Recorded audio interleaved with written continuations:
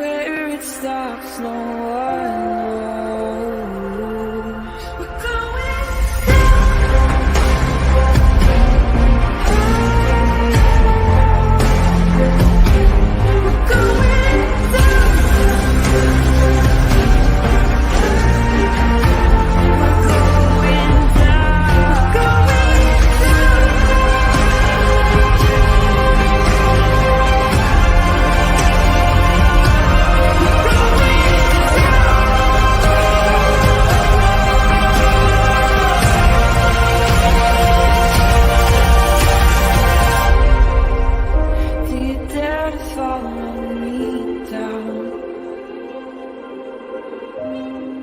head into the unknown.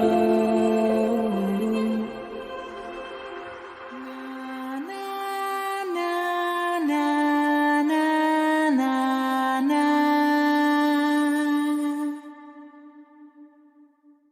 Hi, everybody. Happy Thursday. Welcome back to Criminality. Thank you guys for being here. I hope you guys had a fantastic Valentine's Day. And you got some love, or you gave some love, or you enjoyed some peace and quiet, whatever it is that floats your boat. Hi, Sleuthy. Hi, Terry. What's up, Gambies? Hey, Just Deb, Jen, Cindy, Yankee Ghost. Hi, Honeybee. Hi, Unraveling. A Journey Takes a Trip, and Teresa, and all the Teresas, and hello to all the Teresas. Teresa. Hey, Lindsay. Hey, Lorna. Hey, the Royal Wee. KO. Hey, Gina. Spicy. Hi, Four Pits. I don't know if you saw my message up above, but I'm hoping. Well, I'll tell you in just a second. Let me say hi to everybody. So, Tony. What's up, JD Butter? Hey, Becky. Hey, Shaz. All right, let me get that back there. Ooh, scroll away. Hey, Todd. Spread love, not hate. That's right. Spread some love, not some hate. Hey, Dana. Heard it on the X. Ariel. Hi, BR. From the 3021. You're going to drop the info box. Hey, Lambert. Hi, woman doing impossible things. Hello. If everybody, in case I missed you, what's up, Digital? Hey, Jen. Hey, Jinx, Carla, Angel. Okay, so I'm missing Unsolved Crime. What's up, Cindy? So let's see. What do we have on the agenda for today? So I'm going to go through who Doug Rice is. We'll talk about that. So I wanted to actually show you guys something that I did work on yesterday in hopes that it would help kind of clarify some things when it comes to the contempt hearing that we're waiting for on the 18th of March. So McClelland files the contempt motion. He's not very specific with what it is. Then we've got Hennessy asking for clarification, and we've got the habeas attorney Osbrook, who's popped in and said, hey, you guys need to be careful with how you're filing all of this because you're going to end up back at the Supreme Court essentially. Show us the chart. I'm going to show you the chart. I'll show you the chart. So I was sent a document from Indiana that talks about all of this because, like I told you guys when we went over it, when Travis was kind enough to come up on panel with me and try to break some of it down, it was a little bit overwhelming when it very first got put out. So now that I think I understand it a little bit better, but I made this, so I'm going to show you. It is in the Facebook Delphi chat of my Facebook group. I also dropped it in the Discord for the Unraveling.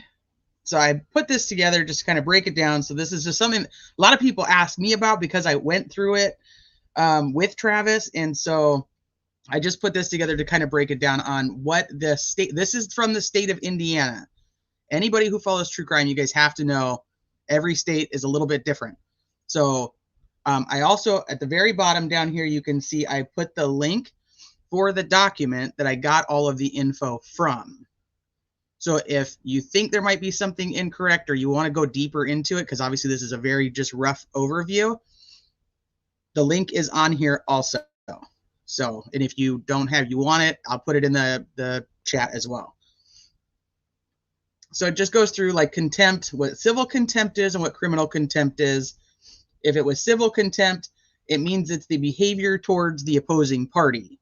Essentially, it's the husband versus the wife, or it's the, it's something along those lines. Child support, I put some examples in here for like direct. So there's direct, there's indirect, and then you can essentially just follow the arrows down, make it super, super easy. Yeah, so this does not mean this is for California or Wisconsin or any of the other ones. This is for Indiana. So civil contempt, indirect, is contemptuous action that was not in front of a judge. The person who committed the contempt is ordered to appear, and the state must show cause of how they committed the contempt. And then it goes to, these are the examples I gave you. And essentially there's really no punitive action. The only thing they can do is imprisonment to make it where it's like to coerce the person into compliance, essentially. So, and then you go over here, it's the direct, the action that's in front of the judge. Here's some examples: failure to obey, willful disobedience of an order. The judge deals with it immediately because it's in front of them, him or her, and then same thing over here. Now, this is what we keep hearing when it comes to where we're at with the Delphi case and the Delphi attorneys and motions, is the criminal contempt, and this is behavior towards the court. So it's confusing to me, at least, because it's behavior towards the court that happens, if it's direct, it happens right in front of the judge. This is, I think, what we typically see like in movies and TV shows. It's like, order in the court, I'll hold you in contempt, and bailiff, take him away, that whole thing. I think that's typically what we think of when we think of like contempt of court. So it's essentially behavior that disrupts the court. The judge also deals with it immediately, and then it can result in a fine or imprisonment. Well, they're trying to say, I think what Baldwin and Rosie, along with Hennessy and Osbrook, are saying is they believe that McClellan wants to go for criminal contempt, which it would be indirect. So indirect criminal contempt, which would be contemptuous actions not in front of the judge. Then the question is, was it willful or deliberate? If the answer is no, then nothing happens. If the answer is yes, then it requires a new action, which is what we were talking about, that McClellan would have to file a new case against Baldwin and Rosie. It also requires a special judge to be appointed, and the state must show cause. For anybody who wants to know cause, like probable cause, they must show why they believe this has actually happened. And then the same result is fine or imprisonment. So if you guys want that, you can take a screenshot of it. If you are in the Unravelings Discord, it's in there. If you are in my Facebook chat for Delphi, for my Facebook group, if you're not, I'm sure one of the mods will drop you a link to get into the group, and then you just join the chat. It's also in there. So this is kind of where we're at. And then, like I said, I put the document here that goes into the more of the legal side of it, and I'll just show it to you guys real quick so you know what I'm talking about. And then I'll drop you a link too. So it just goes through everything, all the contempt. Here's the characteristics. Here's the procedures. Here's what they have to do, so on and so forth. So there's that. Okay. Hi, everybody that just came in. I did not get a chance to say hello to everybody. Clyde, Hope. Hey, Ben. Great, Travis. The usual co-host guy here. I don't know names. No, Cray. Travis is an attorney who is in chat a lot when it comes to the Delphi case and helps to kind of explain some of the legalese when we get motions and such. And he was kind enough to come up when the doc was dropped, talking from Osbrook, talking about what kind of contempt and how essentially how bad Nick McClellan screwed up filing that motion the way that he did, because it doesn't make sense. So I don't typically have a co-host. I do have some really close friends of mine that do come up on the channel every once in a while, but typically you're stuck with me. So sorry. Chart is amazing. Thank you for the time. Yeah, no, I needed it for myself. Like you guys, If you get to know me at all, you know I have to kind of see things through. Did you talk to Bob today? Big news. No, Bonnie, I have not talked to Bob today. What's going on?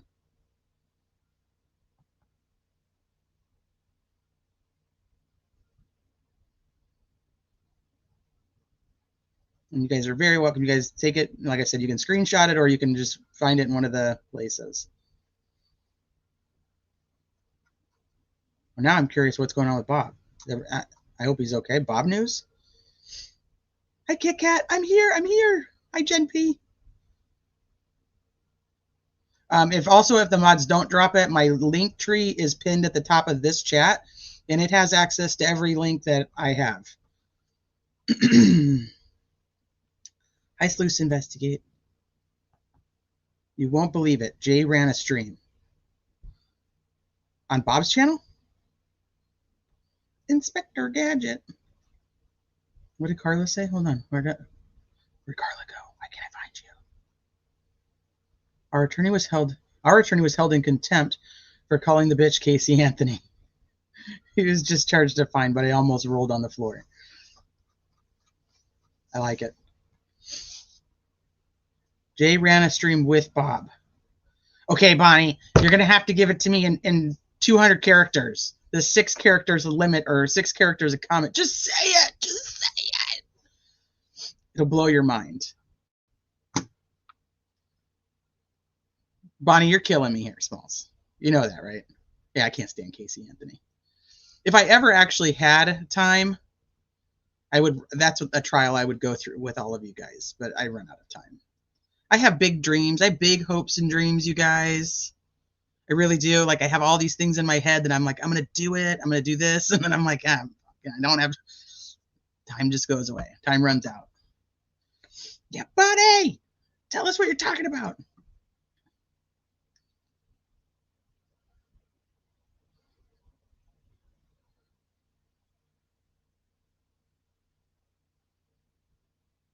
The stream was from when the Franks dropped. I call BS unless you tell us, Bonnie. All right, well, I'll go check it out later. So let me go back to you're killing me, Smalls. Hi, who dis? Lead with love, reporting as ordered. Come here forthwith.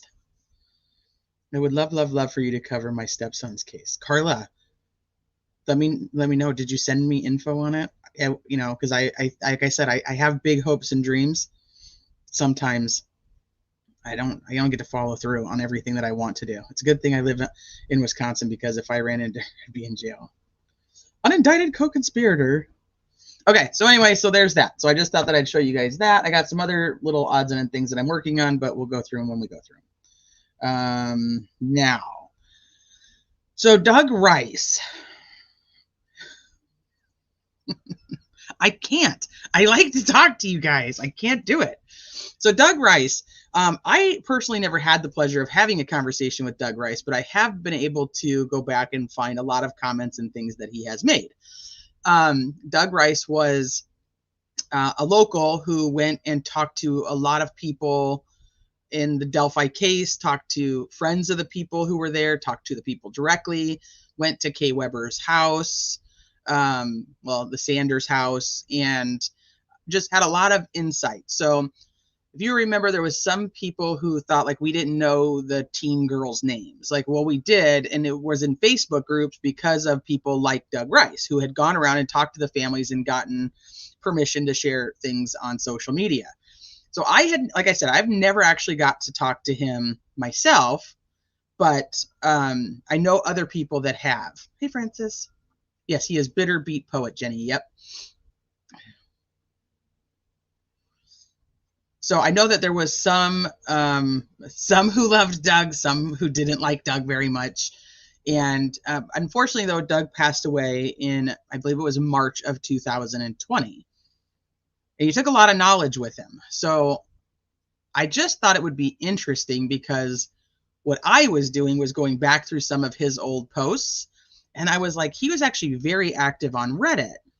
So I thought, I'll show you guys some screenshots that I got from Facebook, and I'll also go through his comments from Reddit And we'll just see all the things that he knew.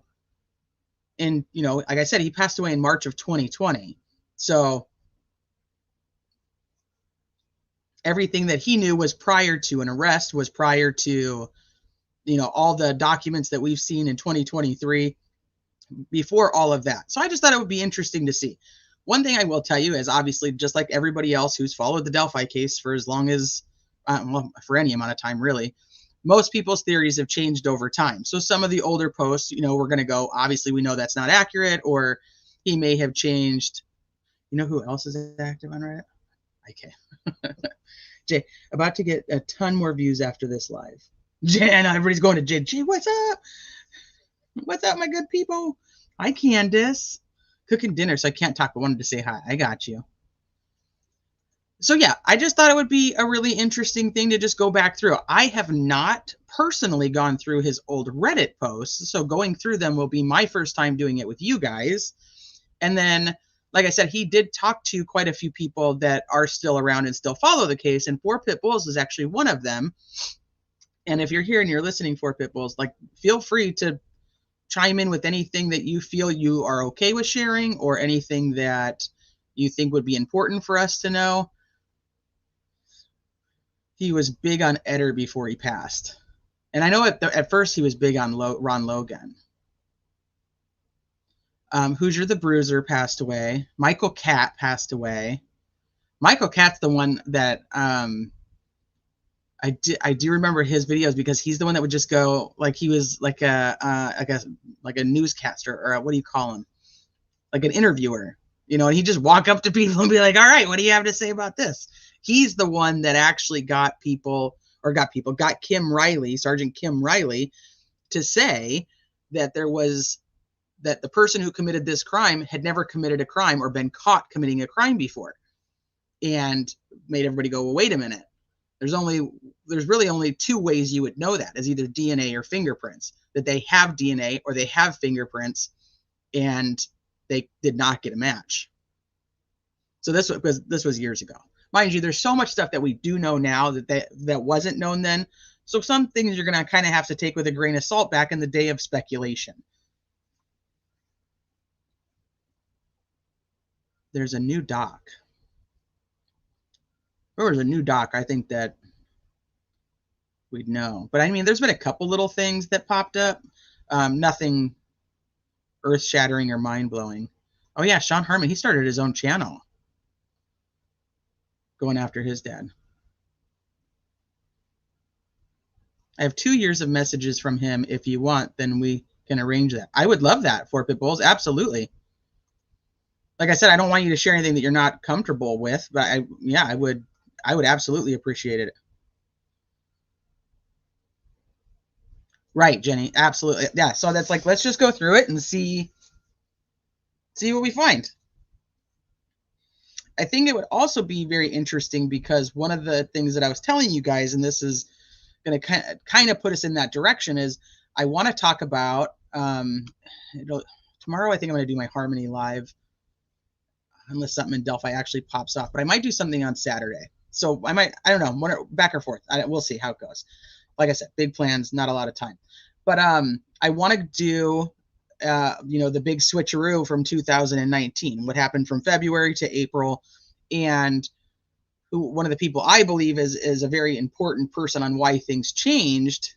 Doug Rice actually has a lot of information on. So this is how I ended up down this rabbit hole to begin with, and I was like, let's just do it together.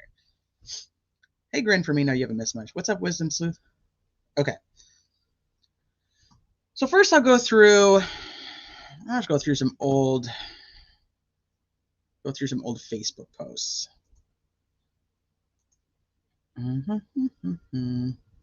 Maybe, if I can get it to load.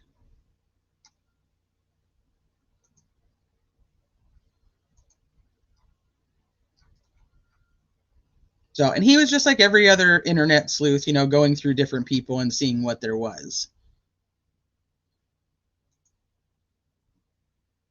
I have a few charts tables that are pretty rough, but have helped me understand the testimony so far in Adam Montgomery's trial if you want it to. Yeah, I mean, you know how I love a good flow chart. Okay, Bonnie. Now tell us what it is. I want to know what happened. I don't know of a new doc that actually dropped though. That's actually worth too much of anything. I went through all of Robert Lindsay's the past month. God, he had some had. I like that you put that in the past tense. I don't know if that one's actually past tense or not. Okay, give me 1 second, you guys.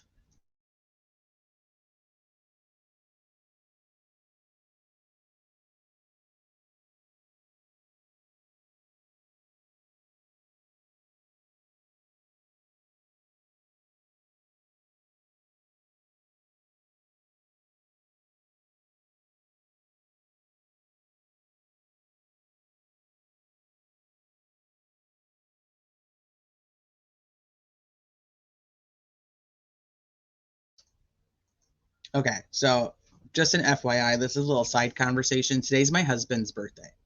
So he's like, so what are we doing for dinner? And I'm like, it's your birthday. Like, you have to pick what we do for dinner. And he doesn't want to pick what he gets for dinner. He wants me to pick. Like, does that make sense? It doesn't make any sense. He's like, fine, whatever. I do too. Angela, I do too. Okay. Doug picked up on a lot of things that never added up. Yeah. You said at the end of your show that Amanda Duvall that married Tara German is not Jimmy Duvall's daughter, but she is. Ask Four Pits. Okay. Four Pits. What are your thoughts on that? You guys are going to get me off track here for a hot second. Sleuthing knows 136 pages. I think Bad Cops Hidden Letters abusing Alan. Oh, Bonnie, I think you might be talking about the Franks motion from September. I think because they were saying that they re-uploaded it. Grin for me. Nuh-uh. Hi, MB. David Hennessy requesting to have access to electronics for the hearing on the 18th of March. I did see that document. Why is this not wanting to load? I'll tell him all you guys said happy birthday. He's not a big birthday guy, though. Doesn't really care to, like, do anything. I believe Jimmy Duvall was related. Oh, he might like Chinese. Maybe I'll do that, Nancy. You know y'all been together when the answer's nuh-uh. Nuh-uh. We've been together almost 17 years. Just joking. It's lots of birthdays. I don't think anybody cares anymore. I can't get this fucking thing to load. All right, we'll sit here and stare at a white screen, apparently.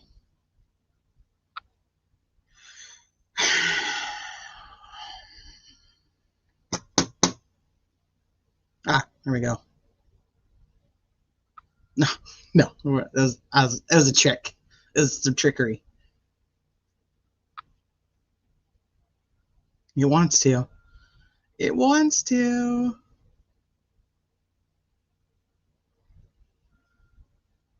Well, I think that Hennessy put in the request to make sure that, yeah, this is exactly what I was just going to say. He doesn't want to have his electronics smashed. So he's like, I should probably ask permission to have my phone in there because, like, her court order is if you have your phone, then I'm going to take it and I'm going to destroy it. Okay, so I don't know if it's going to do anything. Let's see if it does. Because now it's just going super slow. I'm probably going to have to close everything out.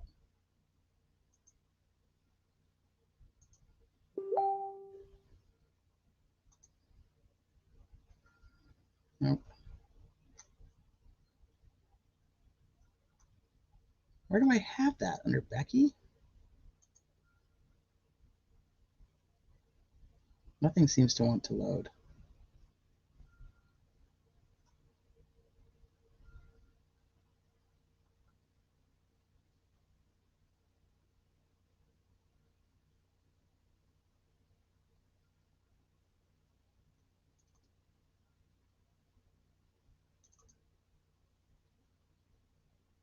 Nope. Hold on. Nope. I have it in here somewhere. Oh, I know where I have it. Give me a second. I know exactly where to go. It's, you know, this is too much when you get lost in all of this. What am I even looking for? I know. What am I even looking for? That's a great question. Duvall.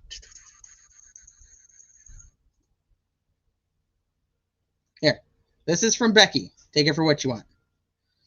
I want to clear something up once and for all. It was such a waste of everyone's time and effort to hash the subject over and over. I would rather people spend their time searching for the killer than going down this rabbit hole all the time. Amanda Duvall is in no way, shape, or form has been or ever will be related to Jimmy Duvall. First of all, was her married name, not her maiden name. The Duvall family she married into is not related to the Jimmy Duvall family. So please put this to bed. So that's where I'm at. So that's why I say not related. I mean, take it for what you want. That's what I was looking for, and we'll go from there. Now, let's go into, okay, question. What kind of gun were they looking for in the Bicycle Bridge Road search warrant? I know it's not officially out, but it was rumored for a while early on which model it was. I've always heard that they were looking for a Sig Sauer.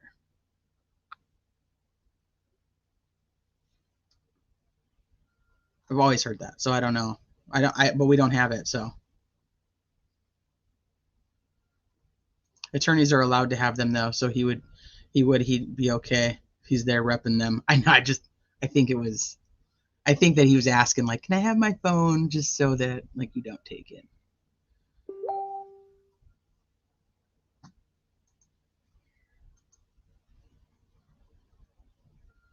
Yeah, that's the only one I know too, Sleuth. Yeah, I read that earlier. I didn't think it was too imperative to have to go over.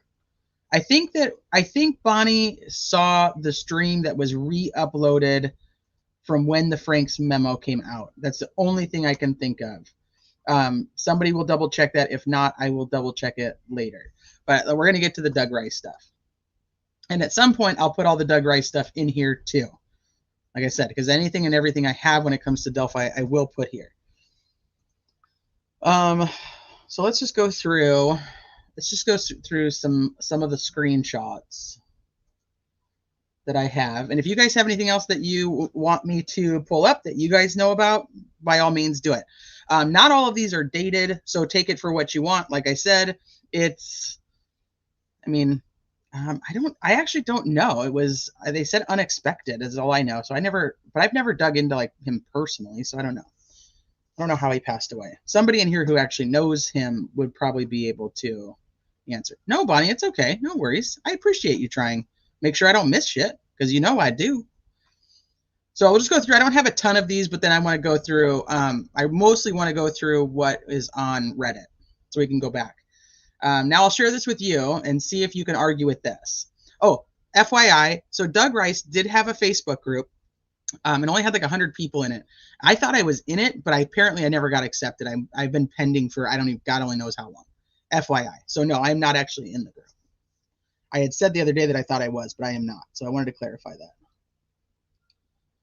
So now I'll share with you this. See if you can argue with this. This is cut and paste of exactly what the 315 male 22-year-old witness told our members. So the Facebook group had a member in it that was friends with Daniel Pearson. The couple on the bridge, McCain saw. The couple Cheyenne was friends with. Now, once and for all, he said, I saw the guy. He was wearing a scarf over his face and a hat like a professional painter would wear. And I went to the police. So these are some of the main reasons I wanted to show you these.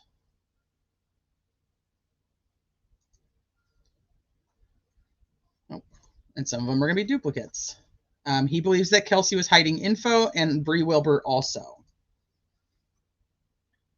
Here he talks about the recent sketch came from a lady that lives on 625 on the south end of the bridge, about a half a mile from it to be exact. He's talking about Teresa Liebert. He says he started up Kay Weber's driveway is what he was doing. It's a very long driveway, about a half a mile long. And one more time, 625 ends at the beginning of Kay Weber's driveway. We just had a convo again with the male witness who saw BG leaving. We hadn't spoken with him since the recent sketch. He said there is no way this recent sketch is who he saw. And he is sure he saw the man in Libby's video. And he also said he thinks the case has been so screwed up it will never be solved. Like I said, some of these don't have dates. It's just, you guys kind of take it for what it is. It's just the info. Take it for what you want also. Who's Bree? Bree Wilbur was one of the 4 juvenile girls that is now being said that they saw Richard Allen. One second.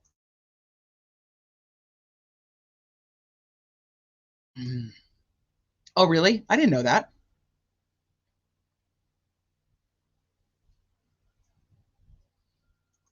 We don't. That's why I said we're just going through it.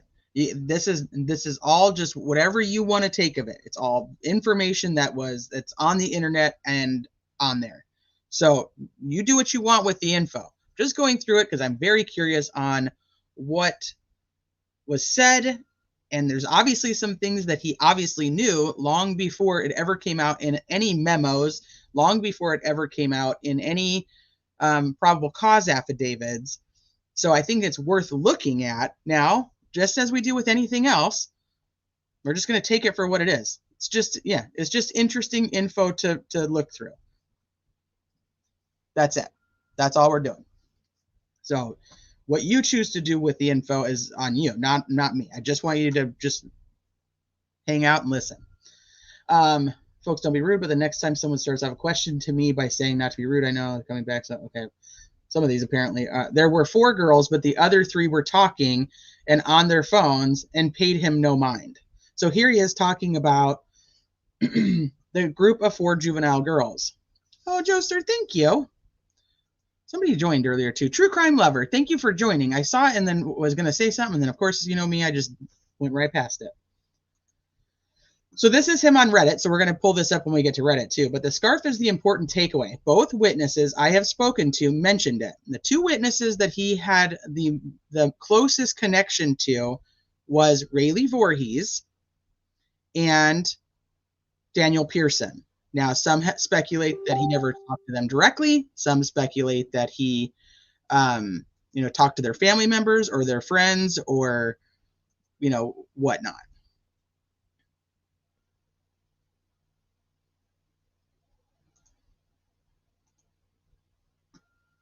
Hi, Hard Candy. Hi, Hybrid.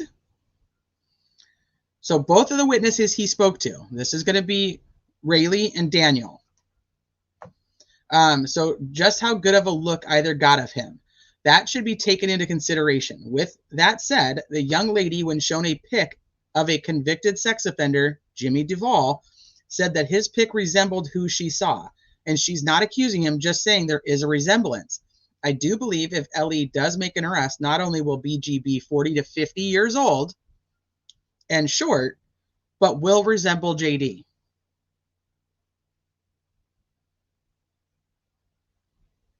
That's interesting, knowing who ends up being arrested. I believe Ellie is only trying to make a case against Garrett Kurtz. This is Garrett Kurtz time to some degree. He resembles the sketch. At least it makes BG much younger than the first sketch, but I have no reason to believe he was the guy in Libby's video. And if not, the new sketch release came from an encounter a woman had earlier that day with a young man down at the S end, not at the south end, not at the north end. And he was on foot, it appears. She saw no car anyway.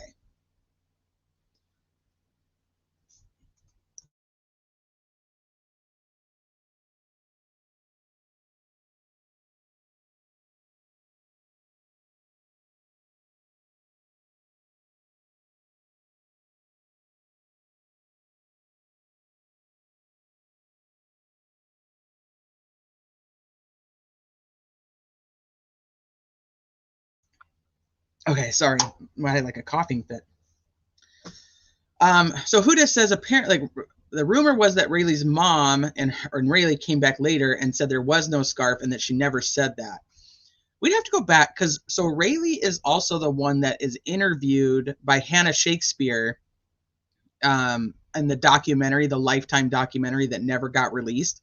That's another thing that Doug Rice actually played a part in too, was that documentary and the researching part of it and where to go and what to do. So we could go back and listen to what she says. I wonder if she mentioned it then. That's actually kind of interesting. Hey, Yellow Jacket. Apparently Rayleigh didn't help with the sketch at all. This is also, we were talking about this the other day because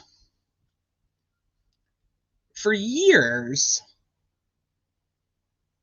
we were told different things about like how there was contributions to that first sketch that was released, the older bridge guy sketch, and there was contributions to it.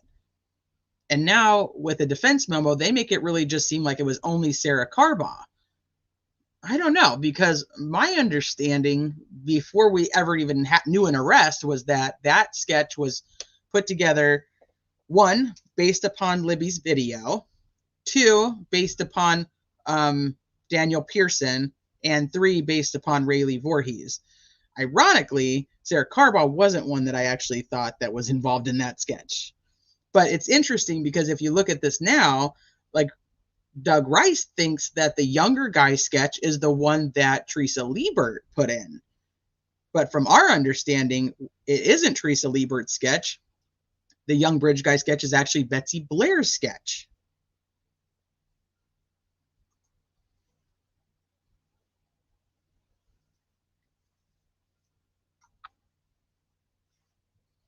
Do I have a copy of the Frank's memo in my playlist? I do. I have it, Chloe's mom. Yep.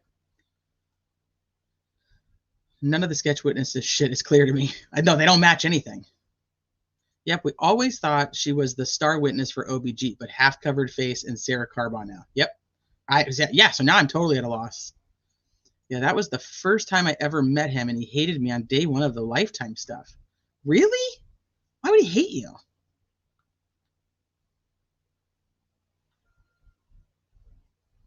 The sketches were released out of order. Don DeVore, I think, helped with one of the sketches, or maybe he didn't agree with them. I don't remember, but he was part of it somehow. Now that is an interesting, I did not know that he was part of any of the sketches. I'm going to write his name down.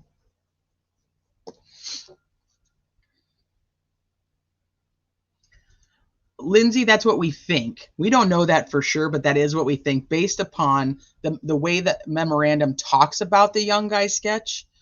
Or not the young guy sketch, I'm sorry.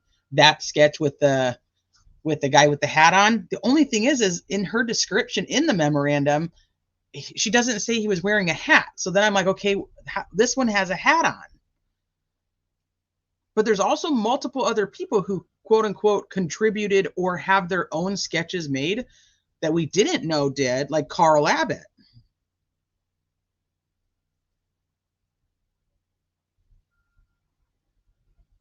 It's so unreliable. Oh, gosh, I know. Most of the eyewitnesses won't take the stand. Heard it on the X. I wish I could have. I wish I had.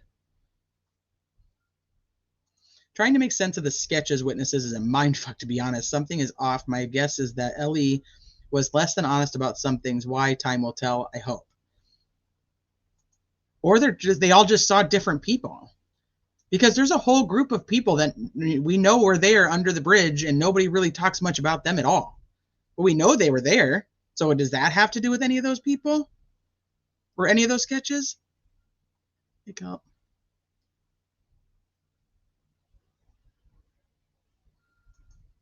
Well, then we have Tara, who was on 300 North, who said that she saw she saw Logan Maxwell, who apparently was also with Jim Maxwell, so they went and searched Jim Maxwell's house. And I think it's either Holman or Tobe. One of them says there was even a sketch made that ended up being Mike Patty.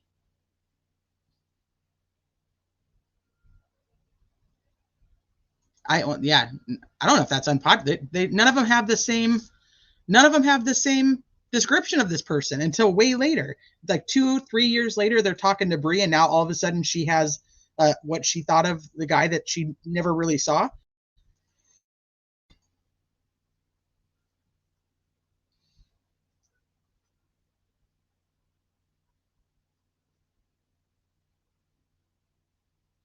It's a bad assumption that all these people see the same person, whether it's Ari or not. Yeah, I don't think it is the same person. And if you go with my theory of Bridge Guy, whether you think it's Richard Allen or not, I don't think he was on 300 North. I don't think he was on 300 North walking for Sarah Carbaugh to see him at 4 o'clock. So, I mean, that's why I'm like, everybody takes the pieces that they want. They come up with the theory, and that's what they do.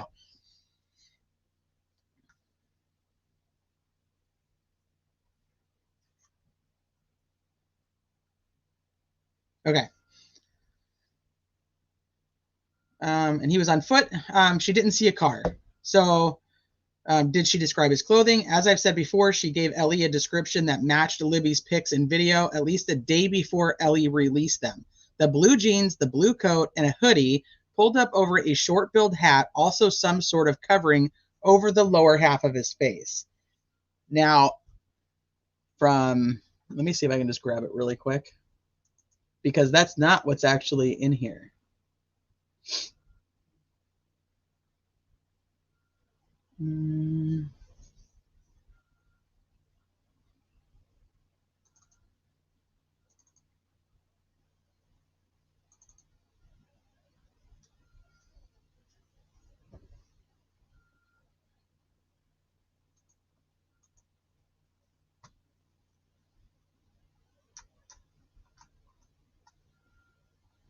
Okay, so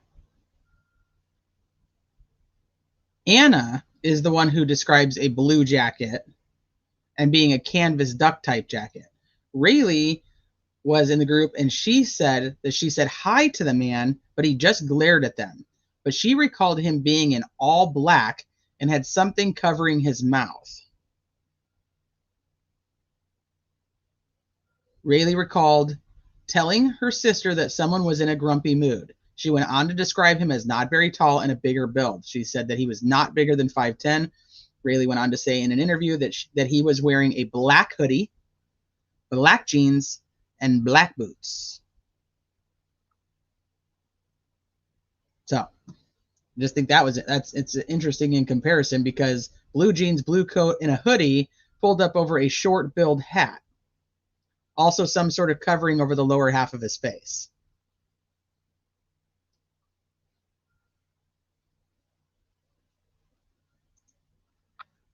This is his conversation with Becky Patty, where she said, I have a question. Am I missing something? Where is the time of 3:15 coming from?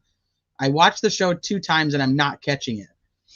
He says, Becky, one of our members' friends, which is Daniel Pearson's friend, saw BG leaving down the 501 trail that day at around 3:15 p.m. before, because Ellie had said no one saw him after the crime. But Mike clearly said the witness saw him afterwards. I might add the young man went straight to Ellie after the pics were posted. He also described the hat like in the sketch, and also said he had a white scarf pulled up over the lower half of his face.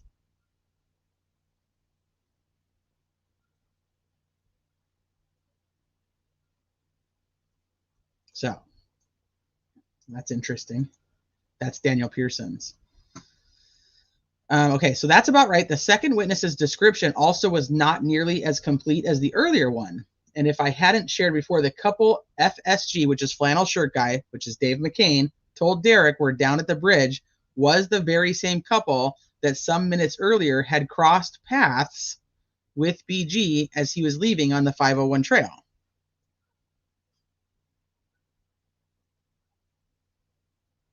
Shane, I'm just happy that you're out getting some fresh air, you know. I wouldn't be able to tell you either. Maybe that day. I could give you a general idea, but all black to all blue, we're talking about the same witness here. So that's kind of that's the thing. We're not even talking about 2 different witnesses. That is the same witness. That's Rayleigh. She's the one who Doug was talking about. And also we're looking at the probable cause affidavit where it's completely a different color. Oh, there's your pending. Okay, so Carter speaks on the Delphi case as the 3-year anniversary approaches. It says, we recently spoke again with the mid-20s male witness. This is Daniel Pearson. He wouldn't talk for quite a while, but has stated that the male he saw was not the newer sketch. That who he saw was the man in Libby's video, a much older man.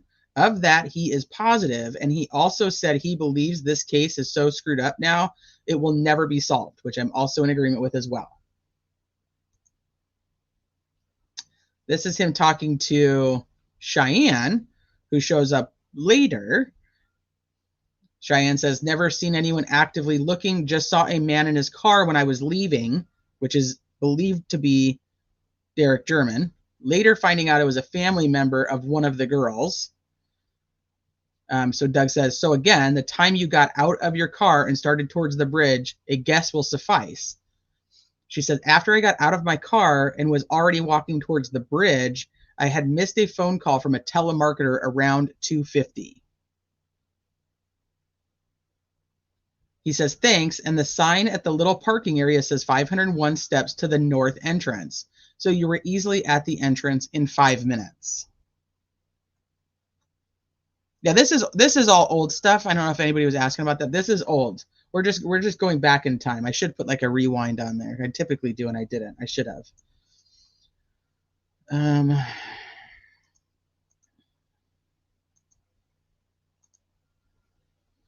on. Those are not in order.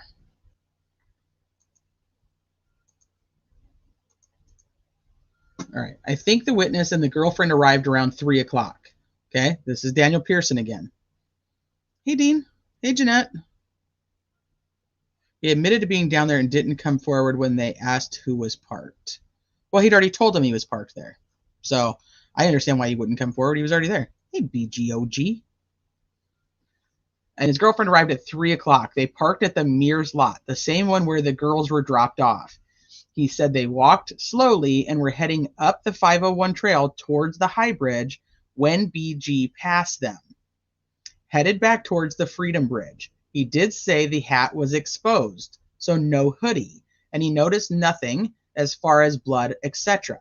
Not that he was paying attention that much, or paying that much attention. As I say, his girlfriend didn't even notice him. They were supposedly having an argument which may account for some of this. I'm guessing based on their arrival time, they saw him around 3:10, maybe give or take 5 minutes.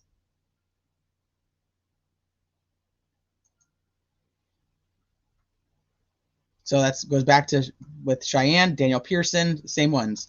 So this is all I was told. Please don't ask me what else I was told. Just read it and consider this comes from my buddy who was a friend with the witness that saw BG leaving around 3:15 that afternoon. He says, yes, he saw a guy and he did take part in a sketch. But the sketch he was shown is not the sketch all over town. This is in 2018. So I think that's really interesting. Hi, Sharon. The defense said that he left. No, he left at 1:30. He was there from 12:30 to 1 or 12 to 1:30.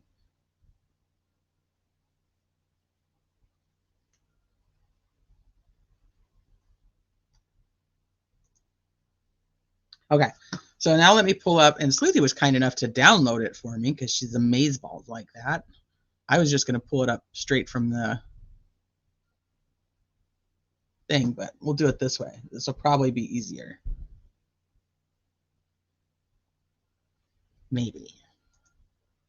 Why did it not download? Oh, here it is.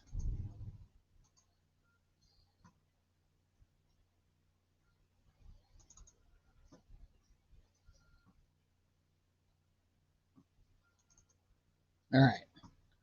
So, like I said, there's a ton more comments on Facebook. It was just some of the interesting ones I grabbed.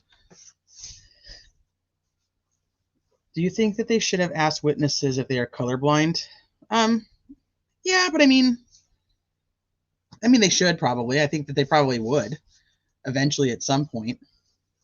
This shows the date and time. What? Did I not show you guys? I didn't show you guys one of the most important ones. Where is it? Why did it not come up when I was scrolling through them? Did it skip it?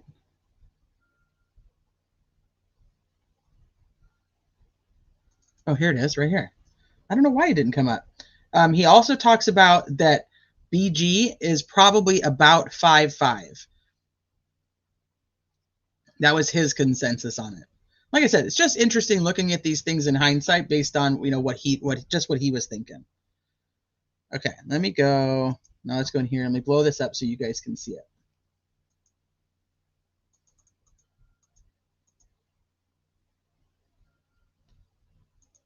Is that too big? No, that should be good. Okay.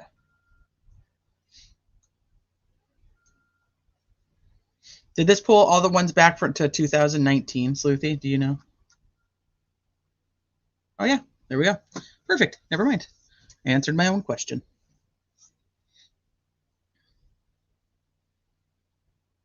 Hi, Johnny.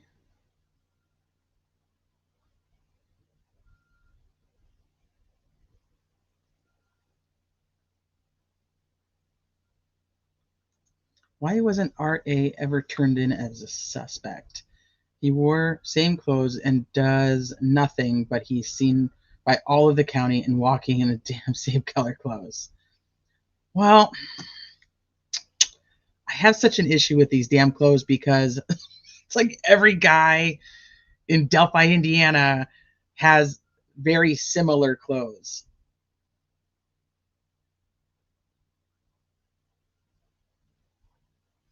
Watching the fish from the bridge and not coming forward about being parked at the building. Well, I mean, we've seen now that you can see fish at the bridge. We also know that he didn't tell them that he was watching fish at the bridge until 2022. So I'm very curious when we get to see this, the statements that he made in October of 2022. Does he say, like, I would go out there sometimes and look at fish from the bridge? Or does he say on February 13th of 2017, I was out there looking at fish? Like, I'm very curious how all of that kind of plays together. The same thing, like, he doesn't tell Dan Doolin what he was wearing. That's not in Dan Doolin's statement. He doesn't talk about what he was wearing until 2022. I don't know, man. I could not tell you what I was wearing on February 13th of 2017. I could tell you a general idea based on what my attire typically is, but there's no way that 5.5 years later he's going to be able to say this is what he was wearing. So if you look at Dan Doolin's statement only, he doesn't have any of that in there. There is no first platform. There is no fish. There is no blue jacket, black jacket. There's none of that. That's all being talked about 5.5 years after the fact. So I struggle with that.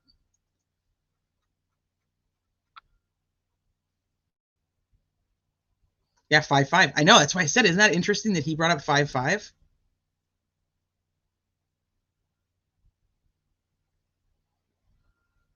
The clothing is so basic. Now, is there somebody else? Did Betsy Blair see somebody completely different? Did Bridge Guy come from the South End and now there is nobody that's going to be able to say that they saw him at the North End because he was never on the North End? He came from the South End to begin with. Shane's got the jacket.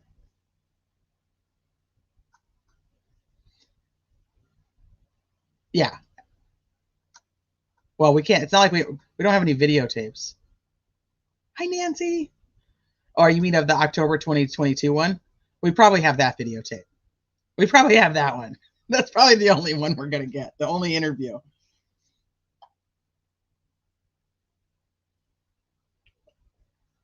Fred says, I wear the same clothes the last 40 years.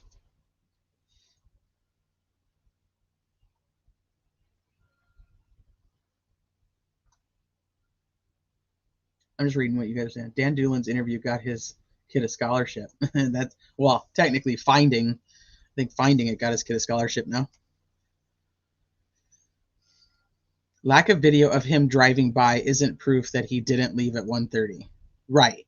Because he could have left the other way. And also, here's the thing. The lack of video of him arriving at 12 o'clock also isn't a thing if he came from the west side. He wouldn't have passed the Hoosier Harvest Store in any manner to ever be on camera. And somebody tell me that you have Muddy Bloody Guy walking on 300 North, but the Hoosier Harvest Store camera doesn't pick it up.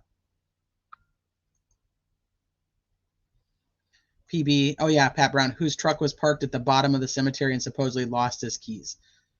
See, I've heard so many things about that lost keys too. That his keys weren't necessarily lost, like at the crime scene. That his wife had to bring him down there because it was taking him longer because he lost his keys. I don't know. This is like all the craziness that goes along with this case.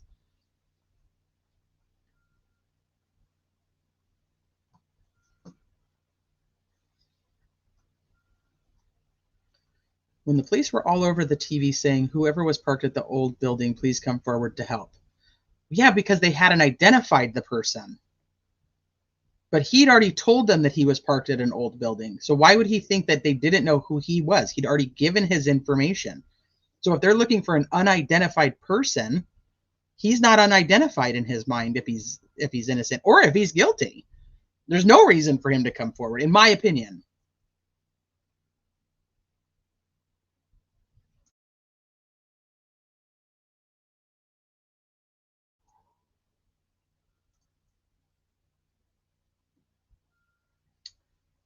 Probable cause held together with liggy lies. Liggy lies. It's like a liggy tape. The young bridge guy came out. They said they cleared him. Someone did. Yep, we talked about that the other day too. They do. They talk about clearing him. You keep saying bloody. The word blood, bloody, were never said in a statement. Gotta erase that from your vocab, my friend. Well, it depends on which one you're going with, because they still say muddy, bloody. All McLeland's documents say muddy, bloody. Defense documents say muddy. Now, we also know that there were people working across the street. So how do we know it's not them? There's so many. I think that if people actually knew how many people and all the people who were at the scene or at the bridge on February 13th, I think that it's easy to go, there's 5 people there and Richard Allen says he was one of them, you know, and then it has to be him because it's not going to be the girls, right? It's not Dan McCain or Dave McCain. It's obviously not Derek. So I think because of the lack of knowing all of the people who were out there that day, we can very easily like narrow in on just saying, yeah, it is Richard Allen. And I hear you guys, I'm not even sold that it's not him. I just, like I said, and I'll say over and over again, I need some pieces to push me this way or some pieces to push me that way. Because I'm not like saying it's totally out of the question at all. Never talk to the police without a lawyer. Peace out. Where are you going, Aries Fire? Don't leave. Harvey Carroll went and deleted everything. He deleted all of his videos.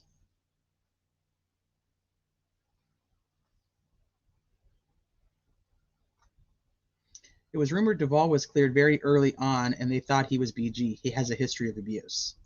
I think they probably did look at him pretty quickly because of the witness saying that he was similar to him. But here's an odd thing you can just take for what you want, is one of the witnesses that's driving by also looks like him. Rod Abrams, not too far off from looking like him. I mean, I would be able to put these people and go, they all have some very generic similarities. You know what I mean? Like a gray goatee or the gray hair or the hooded eyes or just certain things like that.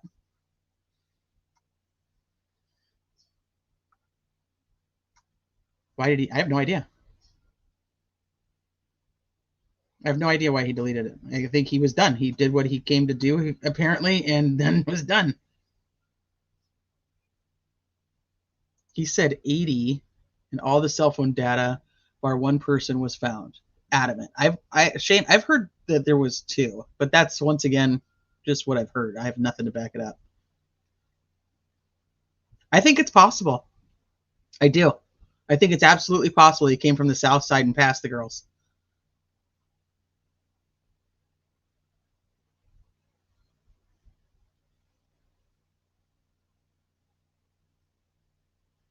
The bullet. They said the bullet was found between the girl. Okay, I have a question for you guys. Something that I hadn't heard before, but I keep hearing a lot recently, is this whole thing about the bullet that was recovered from the crime scene being cycled through a gun multiple times. That's very odd to me. And I'm trying to source where that began because I keep just hearing it like in different like Facebook groups and stuff. Trying to source where that info is actually from.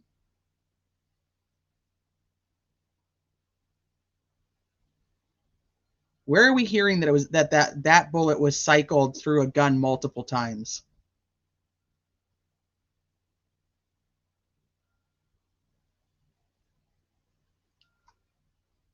I see the crimes in two parts. One, who was on the bridge. Two, was it who was at the crime scene. For me, Ari was on the bridge and abducted the girls. I think that's a fair theory. There's a lot of people who are wondering who else it was. I heard it was cycled. Well, we know it was cycled at least once because then it was ejected. But I'm now hearing that it was cycled multiple times, which would mean that the bullet had to be reloaded multiple times. I'm not on the PCA by the FBI warrant. On the PCA by the FBI warrant.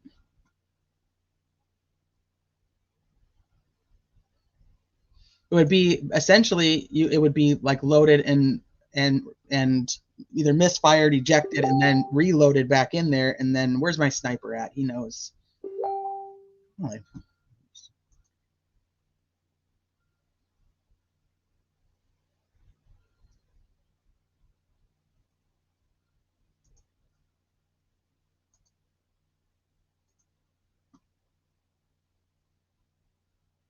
I read an article where the FBI dude Paul Keenan said it was probably cycled or whatever to scare the girls, but that's all I've seen.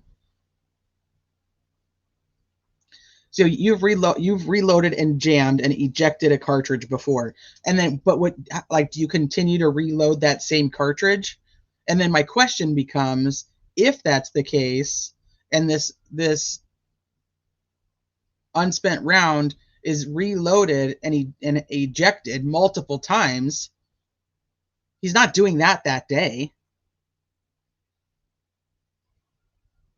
Yeah, he does. I love Tom. He does a great job. Yeah. Okay. Well, I didn't know she could have been responding to something else. So it's hard because the chat like jumps like 6 comments at a time. Well, maybe some cops keep their gun loaded at home, so maybe not most, but some will unload it when they get home and then reload it the next day. So somebody did bring up that that cops who are going through and like, loading it and doing things like that. Somebody else did bring that up to me earlier. Digital, I can't find a source for that info.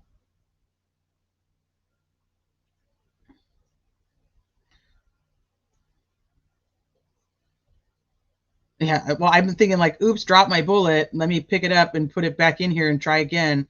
Like if I'm trying to scare the girls, or if I'm even trying to shoot, I'm not picking up the same bullet and cycling it over and over again right then. Okay, so if anybody ever figures out, or you guys come up with where that info came from, I'd like to be able to source it and do some more research on it. Otherwise, it's just something I just keep hearing. Undid ideas, but who else carried a gun in a fanny pack? It's not that hard. Well, we don't know because we don't know all these people. Maybe that's just the thing to do in Delphi. Carry your gun in your fanny pack. Abby had a phone and sent a text, "We're here," when they arrived at the bridge. I have never heard that Abby sent a text saying "we're here" when they arrived at the bridge. So I would be curious about where that came from. I have heard for many years that Abby had a phone. It's just another one of those things. One of those things that you hear, and I don't know if it's true, but I have heard it for a very long time. I would think so, KO, but I'm not a gun person. As I tell you guys all the time, that is not my forte. So I asked my husband, and he was like, "Yeah, you just you can put it back in." But I'm like, okay, now this is gonna sound really bad, like not bad, but like more graphic. But I'm like, if you're trying to kill 2 girls, why would you be picking up that bullet and putting it back in? You wouldn't take the time to do that.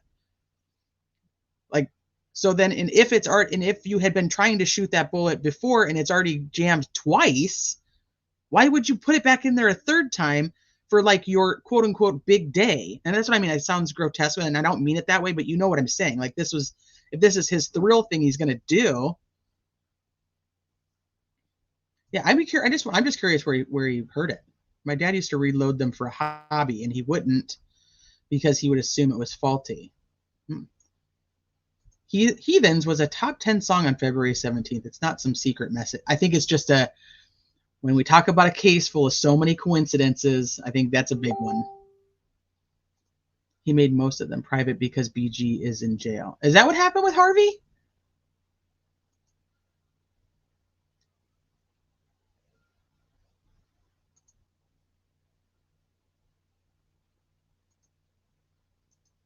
I know there was a couple people that took down their channels.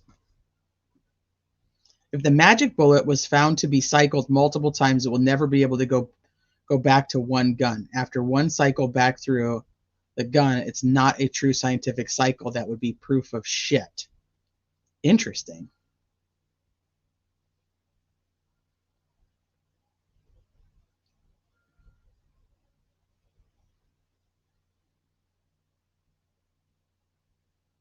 Ooh, I put up a new video? All right, well, I know what I'm doing when I'm done. What is the connection to the river search right before he got arrested? Well, there was a very big narrative pushed that Wabash River search had to do with Keegan Kline. We've never actually seen proof of that, or I should say I've never seen proof of it. If you have, then let me know. But I haven't, so I'm very curious if it is something to do with Richard Allen or somebody else. When mine jams, it usually is because I didn't have them all the way back in the magazine, but this whole bullet is crap evidence for this case. Yeah, I don't know. That's why I said I wanted to be able to figure out where the whole cycled multiple times thing came into play. For whatever reason, it's been like, I've probably been brought up to me like 6 times in the last week. So I'm like, okay, this is something that's obviously weighing on people. Let's figure out where the hell it's from. All right, so let's go. We're going to go to some of his comments from Reddit. So this is one of his first comments. He says, the house that is visible belongs to the Sanders. I've been in the house and all over the south end several times with the owner's permission. So this would be the Weber's property. Kay Weber married Sanders, and her name is Kay Weber Sanders. Standing in the house or the driveway close to the house, BG was totally exposed down at the edge of the creek there. Now, he did have a video out where you could see like the little beach area. I should have pulled the map up. Shit. From Kay Weber's house. The little beachy area that before you go into the river. BG was totally exposed down at the edge of the creek there. This was extremely risky on his part, and don't tell me he knew they weren't home. How would BG even know the girls were going to cross the bridge? Because most don't. It's dangerous as hell. As you now know, no, he just followed them across, and based on Libby's pick of Abby, he wasn't right behind them. At a medium tempo, it's about 6 minutes across. My guess is by the time he arrived at the north end, they were nearly across to the south end. And I can't remember for sure, but I measured those ties a few years back, and I believe 9 feet long. LE says that BG is 5'6" to 5'8". I think that is accurate. And as you mentioned, the access to the Freedom Bridge is beyond easy. Just a few hundred feet off a new 4-lane. But I think he was from the area, just not Delphi proper. I say 10 to 25 miles, and he was parked at or near the Freedom Bridge. And yes, they had all the time in the world to run off the south end, and they knew how to get to Abby's house from there as well, because Abby's house was just down the road. Less than a mile down the driveway to 625 where she lived, and they could have seen him coming well before Libby shot the video. That bridge is over 800 feet across. They obviously weren't that afraid. Must be the only answer. But so many unanswered questions, and after nearly 3 years, I have little hope this case will ever get solved. Ellie has had all the time they needed to explore every avenue by now.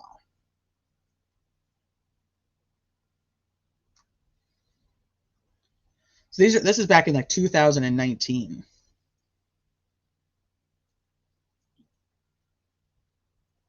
And you guys are asking some really good questions.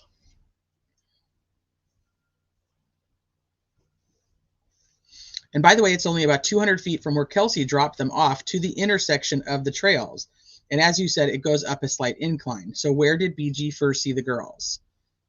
So that's exactly my thought. Totally exposed to the Sanders house. But there is no way to know that the perpetrator Richard Allen or somebody else wouldn't have known that Kay wouldn't have been home, or that they even cared. There are two different scenarios to consider. If SM was involved, he may have traveled quite a distance. SM. Who is SM?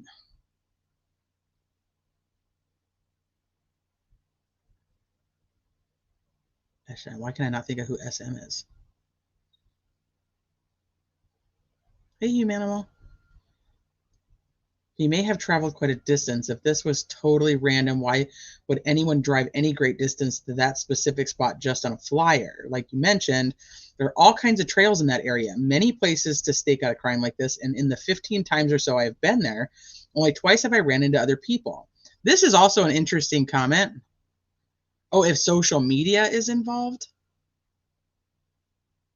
Okay, that makes sense. That makes sense. Like if social media is involved, then he could have talked to them from from further away. I'm thinking SM. I'm like, who the frick is SM? Only twice have I ran into the people, but some people say they go out there and that there's tons of people. Other people go out there and they're like, nope, nobody's there. And it depends. It just randomly depends, I guess. Once two fellows there because of the crime, and once a younger girl on a mountain bike. But that day, with quite a few folks, there was apparently an anomaly. My local friend's granddaughter was there with a friend the day before. Most all afternoon, and they took pics and walked across the bridge and back and never saw a soul. So I don't think he drives too far on a flyer, kind of like driving 30 miles to fish in a mud puddle. The odds of catching anything would be very small. But if there was a social media connection of some sort, then I can see him driving a distance, yes.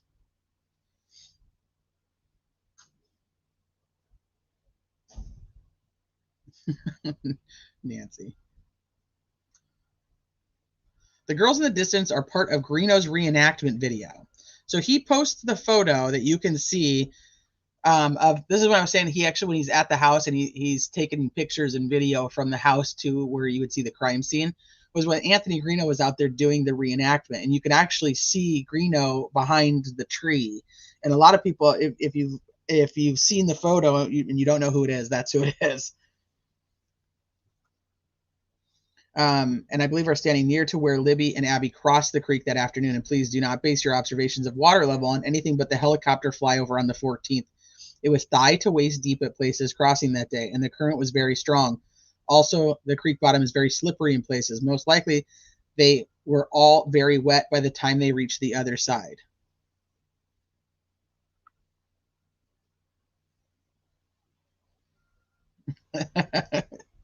I did take a long break. And now I'm back. I'm out of space.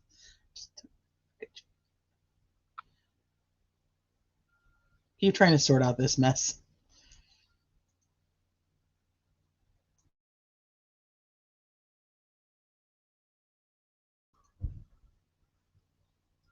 Okay, so I think he likely visited not only trails nearby that he deemed likely, but also trails even far from home when he traveled, etc. Some of these losers like to abduct in parking lots and malls. But I think BG was an outdoors type that liked trails.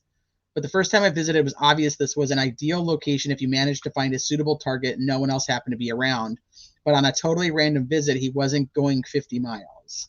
And the fact school was out that day tells me he likely knew that and was exactly why he was there.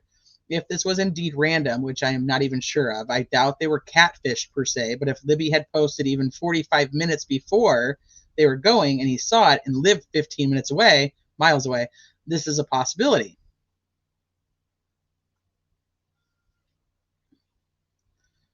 I do. I'm like, let's go through anything and everything. There's got to be something, right? There's got to be something. I think he likely visited not only the trails near. Why did I just read that one? I've spoken many times with Derek German, Libby's dad. He told me he received a call from Libby that afternoon at 1:38, asking him to pick them up as on his return from Frankfurt. He said he guessed they were in the car on their way to the bridge. He also said it's only a 7-minute drive there from their house, so we know they were there at least by 1:45. We now know that's not true. What would be your guess as to how long, BG? Have you guys ever heard? Hi, Dom. Have you guys ever heard the theory that the girls stopped at like the gas station and picked up like drinks, possibly a Gatorade? Has anybody ever heard that? And this is what took them longer to get there?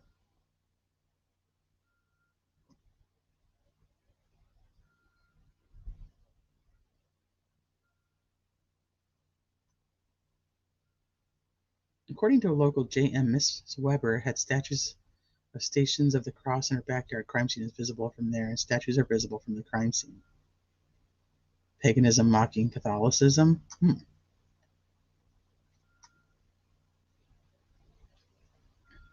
Never heard that. Yeah, I swear I heard that recently. I've heard that too. I've heard that the girls stopped at the gas station to get drinks, but I've never heard that come out of I know, for fuck's sake. Not sure if I remember the source. Yeah, same. That's just one of those things I'd always heard.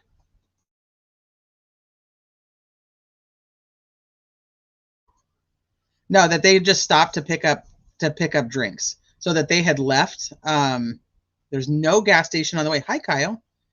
I've never heard it. Okay, so this is like I said, and that's why I was wondering if anybody else had heard it or if it was just one of those things, that they had stopped to pick up drinks, and that explained why the timing was off. When she thinks that Libby called from the car, according to Derek, at 1:38. It's only 7 minutes to get there. Even if she calls from the car when they're leaving the house, she'd be there by 1:45.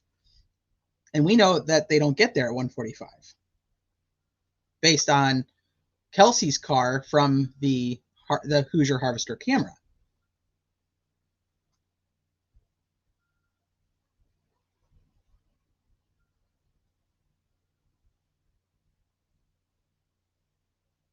When did I hear that? What is it? What is your if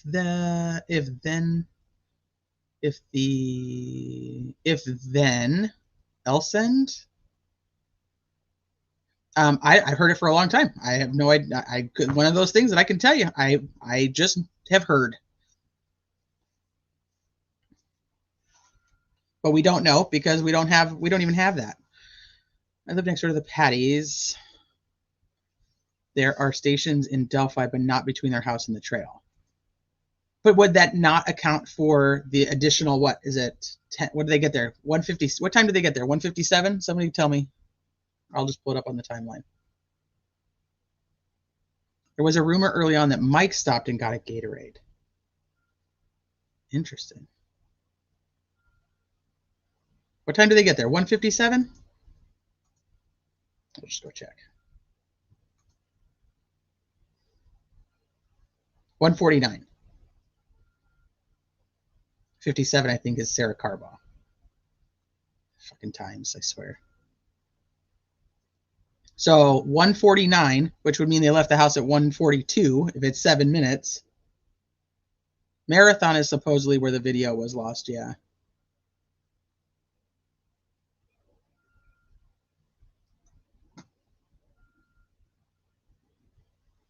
You'd be talking many kilometers extra. It doesn't make sense. It would have been talked about by KG2. I would think so too. But I mean, how many times have you ever heard Kelsey talk about the fact that she went to lunch? Because I think I've only ever heard her actually talk about going to lunch in one video. Otherwise, it was Bree that talked about it. So it could just be one of those. She hasn't talked about it much. I don't know. It's just interesting because if he thinks they were in the car at 1:38 and they don't get there until then, there's a few minutes that are missing. I've heard that too. Yeah, that's another one. I had no idea where the freaking source for that comes, but I've heard it. I've heard there was a fingerprint that was lost. Yeah, we should do that. Maybe we'll do that live, like maybe next week. All the things we've heard, but we have no source for. Like, I've heard this.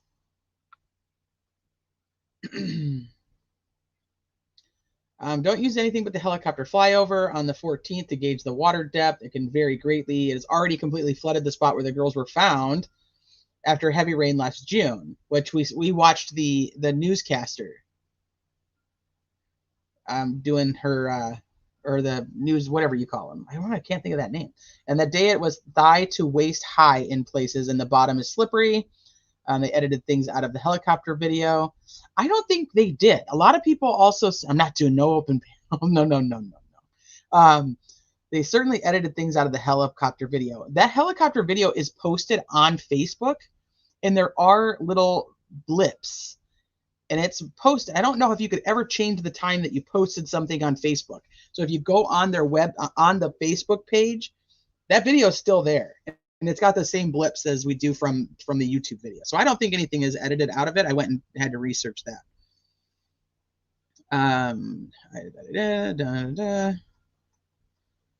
Let me see. Just go through real quick. My thinking is, I don't know how far he came, but I doubt it was a great distance. And the hiding in plain sight, I think it's possible as well. Like I said, a lot of these are going to be just comments back and forth. So yeah, it's not edited. It gets too close to the police chopper and it interferes with it.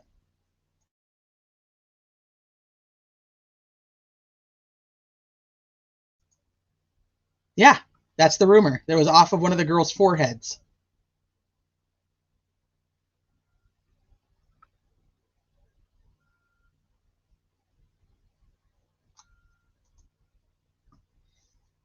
I seriously doubt they were catfished, but I would not discount that he was stalking an account of Libby. That is certainly possible as well. And also, just for time's sake, November of 2019, we know that 2019, February, they did the press conference, and then in April, they did the other press conference where they changed the sketch. The other thing that happens in 2019 that people don't really seem to remember is the fact that that is actually when Hannah Shakespeare was there, and she was doing the interviews, because we don't see it until, what, 2022, 23, whenever Fig put it out. We don't see it for years, but she was actually doing those interviews in like February of 2019.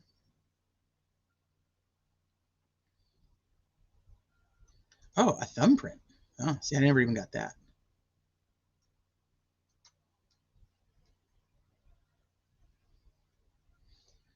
And I suspect the crews in the water were looking all up and down the creek, and it's possible evidence like clothing, etc., had already washed much farther downstream nearly a day later. Also a very interesting comment, years before, there was two pressers in 2019. Yeah, February and April. This is before the clothing photos had actually been released to the public. Now, did Doug happen to know about them? Maybe. Clothing is a consideration. Did BG discard some of his bloody clothing before walking back out there? Told me FBI attorney came from summer and was riding all over on an ATV. Came that summer and was riding over on an ATV. How do we know where they crossed? How do you know they weren't already running from him? You were assuming he had control of them at that point. I would certainly not assume that. I can say this for a certainty. After having been there many times, I'm not certain where they crossed. And let me also make this clear. Anyone that is down there along the creek is trespassing. I've been there with direct permission. This is when he ends up getting in fights with people. I'm probably the only one she has told this to. All I can share is they came several more times for maybe 6 months after the fact. They were looking for something, and I don't claim to know what. They never told her either. This comment is referring to Kay Weber's house, or the Sanders house. When you see the time a Snapchat pic was opened, it is not when it was taken. Look at both of the pics, both at 2:07. But the second pic was taken around 120 feet to 150 feet after the first. I guarantee that. Those pics were taken before 2:07. Kyle Smith, a friend of Libby's, just opened them at 2:07. They could have been taken 10 minutes after they arrived. So for clarification, Kyle Smith is not the first one who opened the photos. And Anna says, oh, do I have that? Anna actually says they got the info when they got into the cloud that night. So once again, take it for what you want.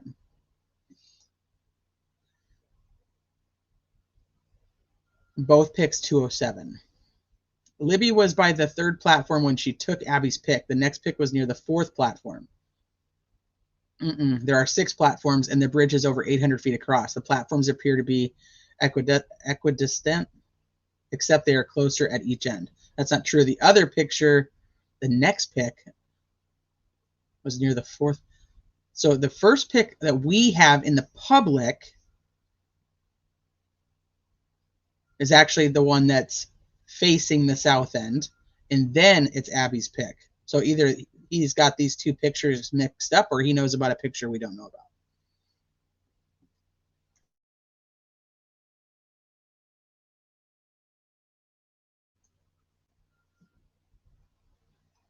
Did Abby have a Snapchat account? I don't know. I know she had an Instagram.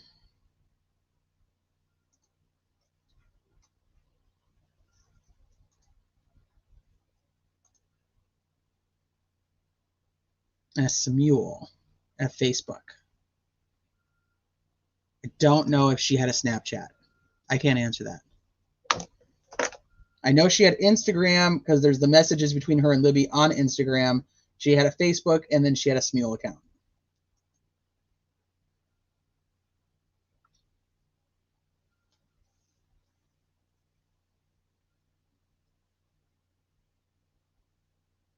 Yeah, so she had 3. I don't have her Instagram on here yet, apparently. But I can't say whether she had a Snapchat. Hi, Radar.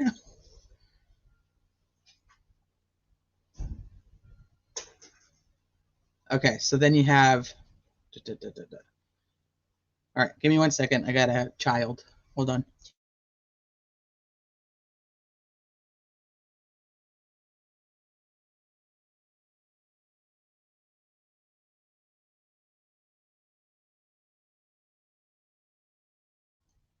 Okay. We know that one. Libby's third, but nope. Okay, so Derek German was using his phone to make the call. What we don't know for sure is exactly where they were when Libby called him. But based on what Kelsey has also said, I believe they were out of the car by 140, 145. It's 200 feet to the trailhead, 1,200 feet. Okay, that's just timing. Well, we know more accurate timing now. Is it possible to know where they crossed? I'm going back to the crossing, and to assume that BG knew the best spot and that he had control of the situation at that point? I don't. The pic I posted from Kay's driveway shows Greeno and those girls doing a reenactment, and Kay yelled at him, and he was coming up the hill to plead his case. She told them all to leave, or she would call the cops, so they left. I thank you for effort you put into your post. Good job, and also thank you for the positive attitude. That would be... He arrived after the girls. I just don't know. I can tell you this. I have spoken to 2 locals who saw him that afternoon. One crossed paths with him as he was arriving down at the Freedom Bridge, and another who saw him maybe an hour and 45 minutes later as he was leaving on the 501 trail headed back to the Freedom Bridge. This is Daniel Pearson again, with him seeing BG coming out at the trail cross.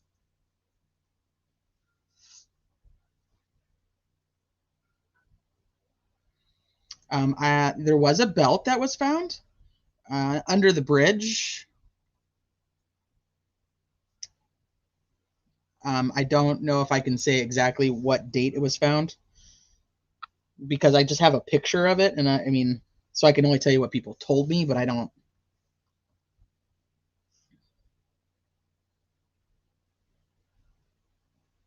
I've only ever the rumor I always heard was that Becky Patty gave her a phone. Once again, I have no idea if that's true. Back, did she have something else? I know that she was using like Libby's iPad. I'm also very curious if this is one of those types of stories that gets kind of twisted because. So here's another one. For all you guys who like to go out and find stuff, we should literally just make a list of all the things that we want to go find sources for.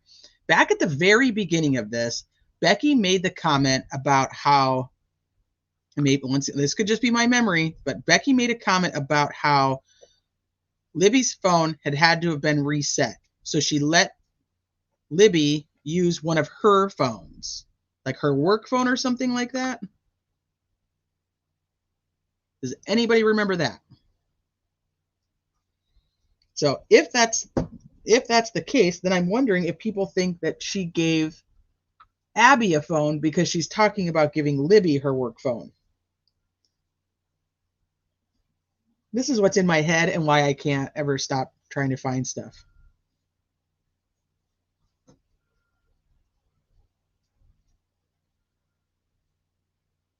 You heard that? Yeah, I absolutely remember that. See? But we all of us hear these things, and like I have posts of talking about the phone being reset, but then I'm like, well, if the phone was reset, I don't have the comment where she actually says that she gave her the work phone, because being seen publicly by everyone on the trail and then also committing murder and walking back and being seen is pretty ballsy and stupid.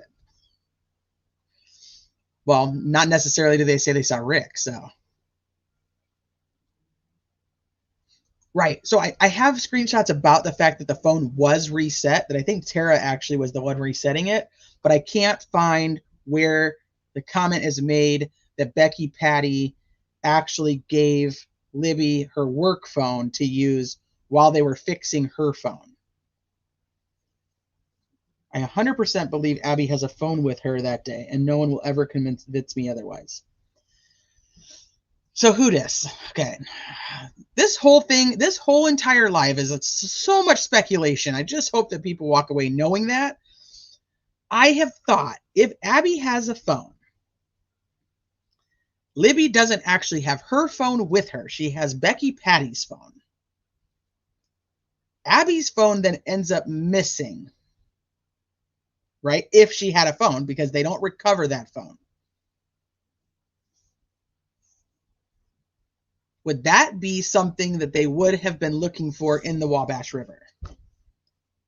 So I'm just kind of putting out my questions from my own brain out to the world, and you guys take it for what you want. Princess Megan Elsa. Supposedly only on like the iPad when she was given the opportunity to use it. Oh, about having Kelsey's phone. Interesting, Adam. I heard it was Becky's work phone.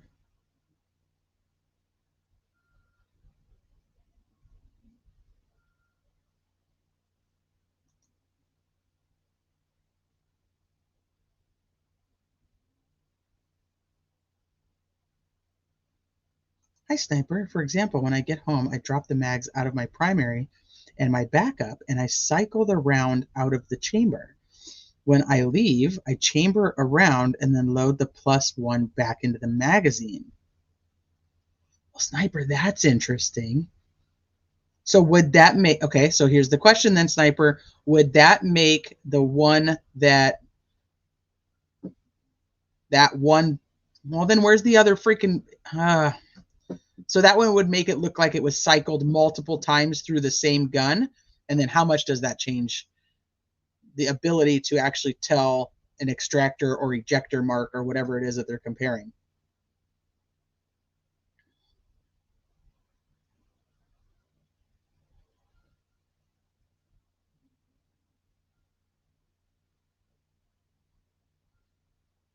Someone was bugging Libby online. Max did a news interview about it.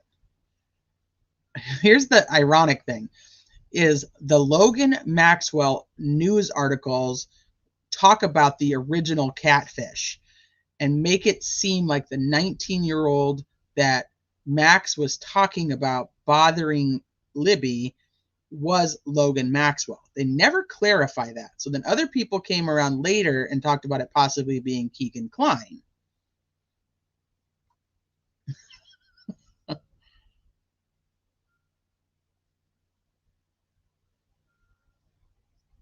BP did say Liv was using her phone. KG slipped and mentioned LG isn't answering my phone. My phone call?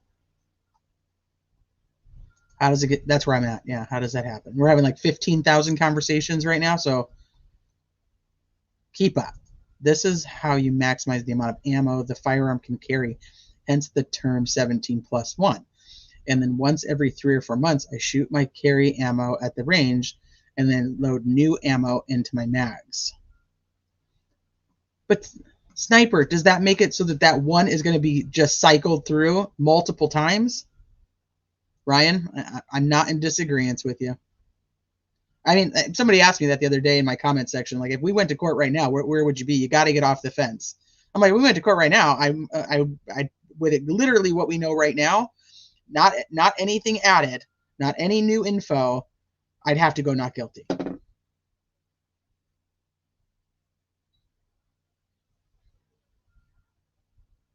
Yeah, 80. And so I'm like, okay, Keith, yeah, it's gonna be all over.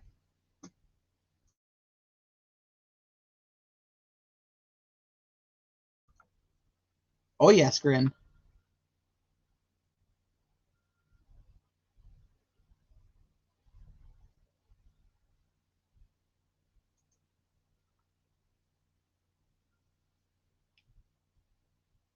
Well, that's because that's my opinion. My opinion is that she was the one that was actually in contact with him. That I don't think Libby was in contact with him. Yellow Brick Road. They did an interview on Web Sleuths. Yeah, I've got to sit down and finish that. I have all their interviews pulled from any and everywhere that I could find, and I still haven't finished it. I also found another witness who won't speak with me, and also both people who did talk to me were accompanied by other folks that literally paid almost no attention to him whatsoever and can offer nothing. And then Bree goes in for an interview with the marshals in 2020. Looking at their cell phones, etc., they had no idea, so you can't blame them. They also walked within a few feet of him. The earlier witness gave them a detailed description shortly after the girls were found, without ever seeing Libby's pics. This is Riley. The later witness saw Libby's first pic that was released on the 15th and knew he had seen him as well. That's Daniel. I also had a lot of one-on-one conversations with Cheyenne early on. She was in my Facebook group. She and her friend did not see BG, and she had no involvement in this crime. The couple she was friends with, however, did see BG. And the man paid attention, but his girlfriend hardly noticed BG, however. Described him as short. He said he was wearing a hat similar to what a house painter wears and had a scarf over the lower part of his face. As soon as he saw the first pic Ellie released on the 15th, he went to the police. He knew he had seen him. I think the witness and the girlfriend arrived around 3. I think we looked at that one on the screenshots. Realized that this is also the same couple that FSG told Derek he saw down at the bridge. I think the reason FSG, which is flannel shirt guy Dave McCain, did not see Cheyenne and friend was due to the fact that they probably were already at the south end by that time. And Derek clarified who FSG is as well. It was not Dan McCain. No, it's his brother, Dave McCain. Shy was with a friend, not that couple. That was a chance meeting with the couple. The guy saw the first pic on the 15th and knew he had seen him. He has zero doubt that he saw the guy in Libby's video. He wasn't all that satisfied with the first sketch, however. Wrong hat. Remember, then they started saying, well, don't look at the hat. And then they start going, well, don't look at the face. Just look at the body. Look at the body. She did not see the younger guy. The younger guy was seen supposedly at the south end. The recent sketch has zero bearing on this crime. The guy she saw was in his 40s anyway, is how she described him. And when the new sketch was released in April, she said that was not who she saw. This is Rayleigh. Like I say, she saw him close to Freedom Bridge. As she was leaving with friends that afternoon, she sent her mom a pic shortly before she saw him that was taken at 1:26. So shortly after that, he was at Freedom Bridge heading to High Bridge, which means he likely arrived only a few minutes before the girls. And then I don't know if that one actually popped up either when we were going through them. I don't know why it didn't scroll correctly. But here's that conversation he was having with Becky on Facebook. It says, didn't you say some girl saw him near the Freedom Bridge? One of them I knew. Did he have a scarf on then? Yeah, because she's related to them. One of them you know. Yeah, you're related to him. She never indicated that to me. And here's the picture, and we've seen this picture a lot more recently, but this was posted in a Facebook group years ago. The 1:26 picture of Rayleigh and her sister. The picture was taken a few short minutes before they saw him on the 501 trail. Hi, Ivy.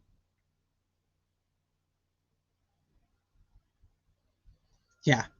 It's like literally don't pay any attention to anything. Don't look at his hat. Don't look at his face. Don't look at anything. How am I pulling him up so fast? What? I mean, I have it open over here. Okay, let's go back here. BH has so many of those hats. He does.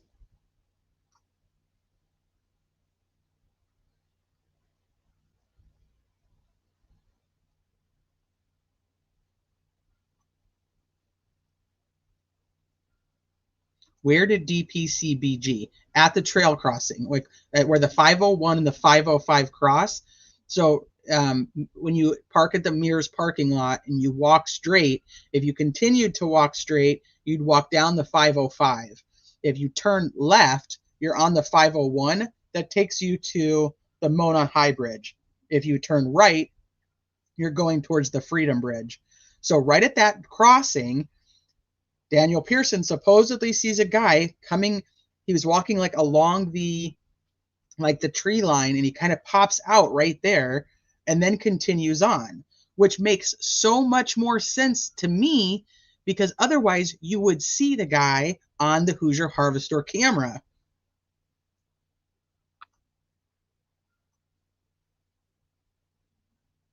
Yeah, they went to take pics, but they only have 2. Cheyenne also went to take pics because she liked to take pictures there.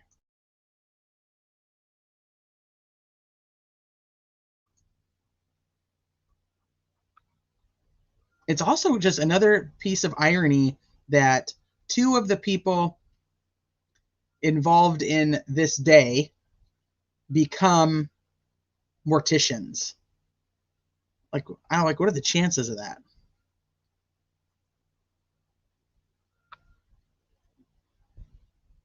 The DPC witness number 4, do we know time?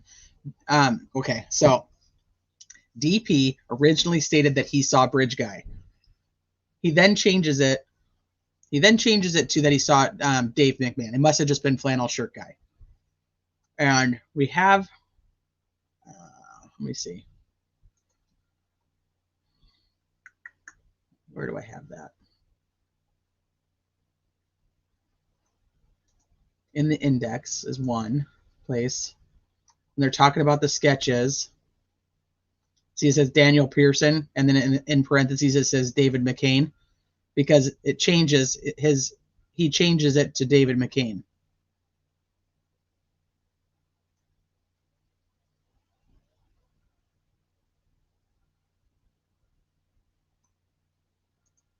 How have we not brought up what actually is right now in the case and not all the speculation? BH's name coming up in an actual court document. Oh, grin for me. I think you've missed quite a few videos. We've talked a lot about that. I think DP actually saw FSG. His friend Bolin seems to be where a lot of the DP story we've heard comes from. I spoke to someone who talked to DP and said it turned out he saw a different guy. Yeah, Ivy, I know I've heard that too, but I struggle with it. And I'll tell you why. Let me go over here.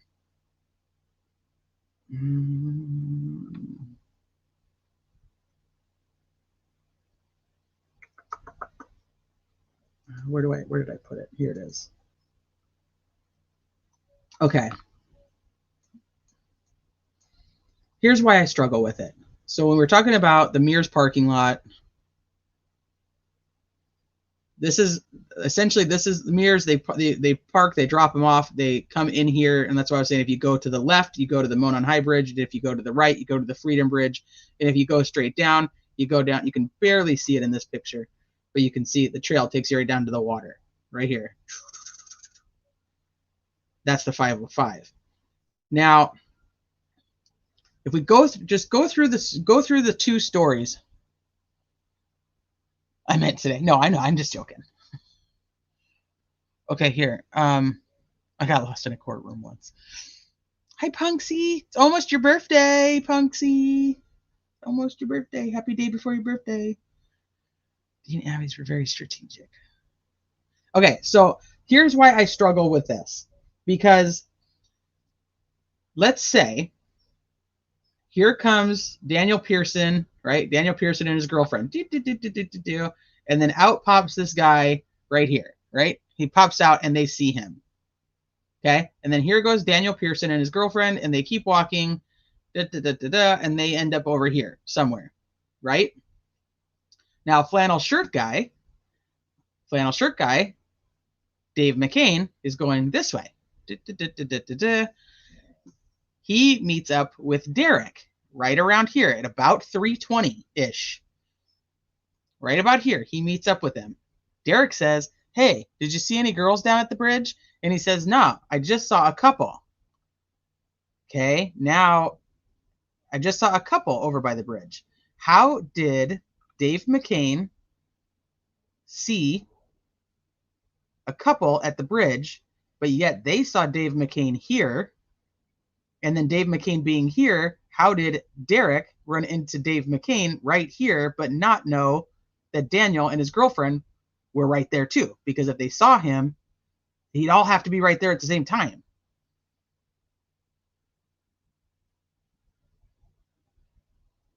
I think he also got there a little bit before 3. I think we know that just based on the cars.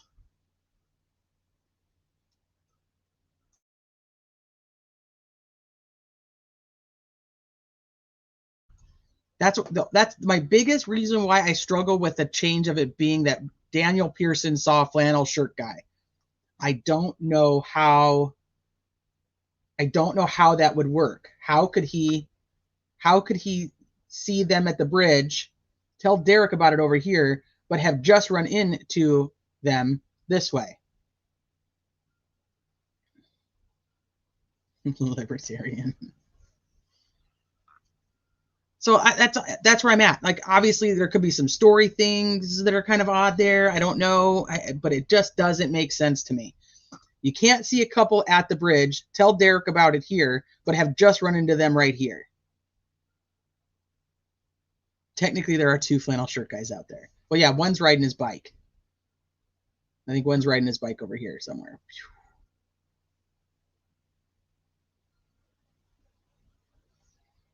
Somebody made that. Somebody made one like that. What did I do with it now in my files? Is a great question. Let me see if I can find it.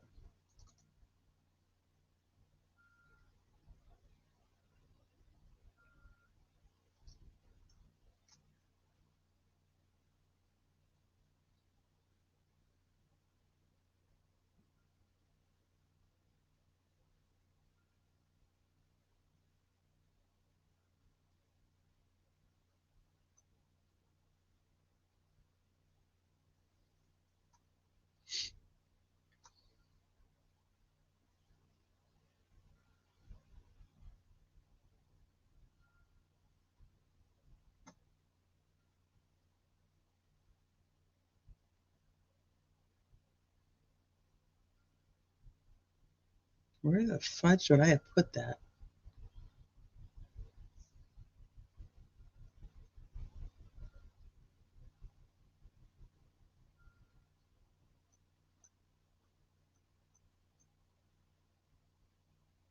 Ooh, maybe I put it in here. I didn't. It's a good thought, though. But somebody made one. It's super short and it goes kind of quick, but it has everybody and they go through it. I'm sure that Gray Hughes has made one. I think Greeno's made one, but this one's like super quick. It's only like a minute long. So I grabbed it from, I think they posted it on Reddit, and I grabbed it from there because I was like, this is quick and pretty accurate according to the timeline. Yeah, I am not the person who can put that together. I promise you that.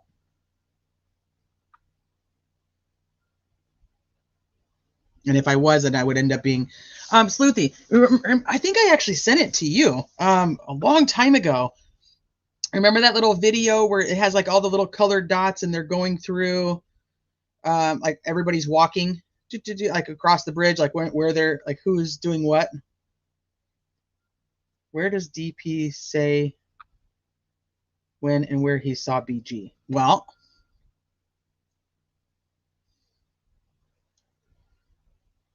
That's a great point, Ivy. Where does he say it himself?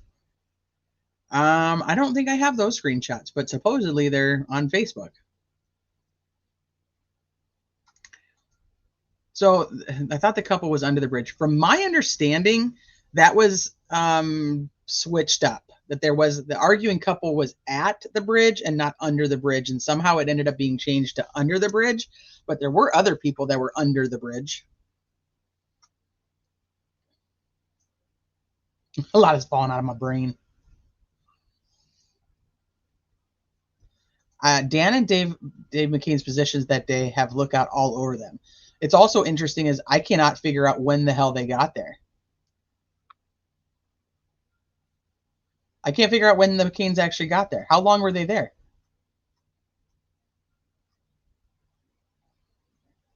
We have more than two? Oh, I only know of two. Cheyenne, Levi. Yeah, who else? Well, I mean, we have Abbott, but he was already a mortician, so I don't know if that counts. Or he was already a funeral. He already had his funeral home.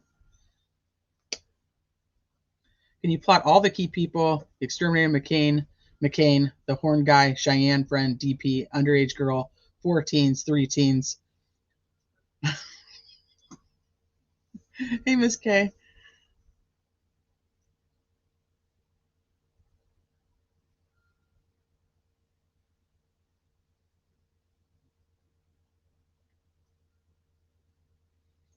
Someday, Herman is going to go through and organize all her files, and she will realize she had everything to solve the case all along. That's what I'm working on. I'm putting it all together. I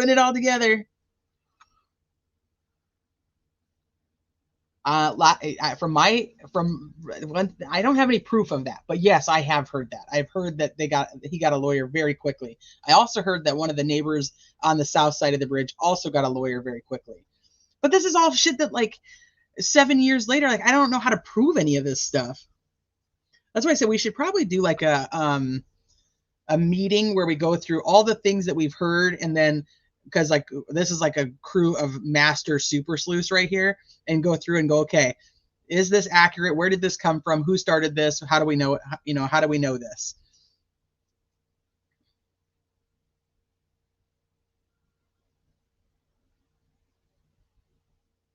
Yeah, we all sit around the table. We got this.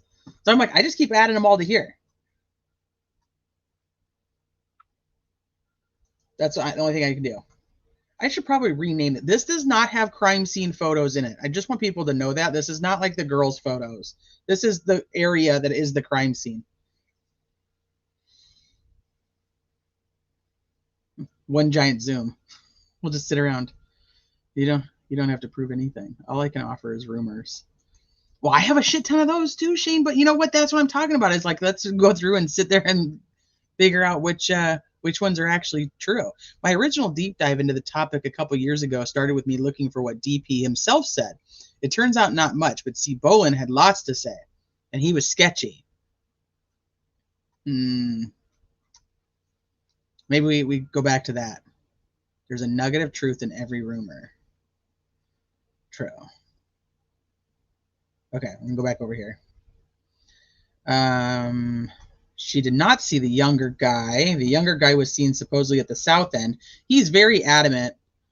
He is very adamant that the younger guy sketch is Teresa Liebert's sketch, and that the sketch has zero bearing on the crime. But these times mostly can't be to the minute. Derek's phone times are about the only ones that are specific.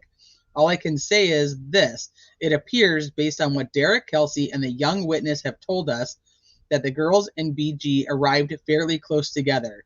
That eliminates some things, I guess. Did he see them get dropped off? I have certainly considered that, but not if he got there first.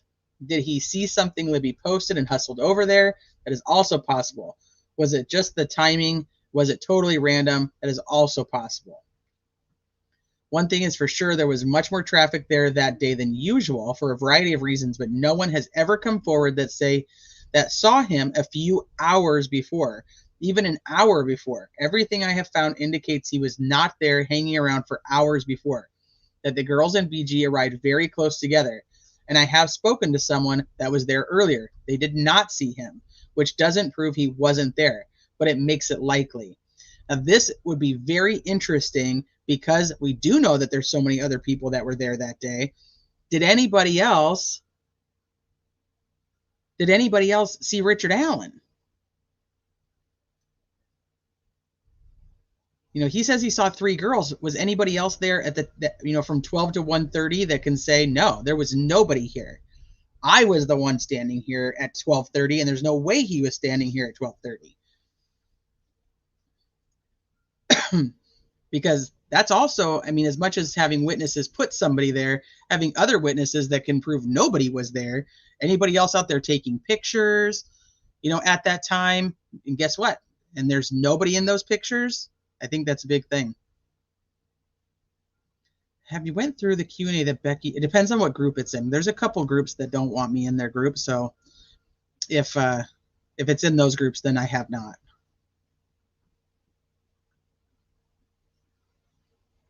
Yeah, the 3 girls.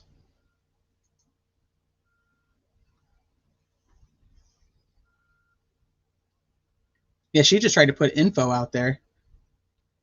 Am I only aware these days of the negative pain and the personal attacks? To be honest, I can't discuss things in good faith how I used to. Maybe no one can. I hope that's not true. He is a mortician in Logansport, I believe.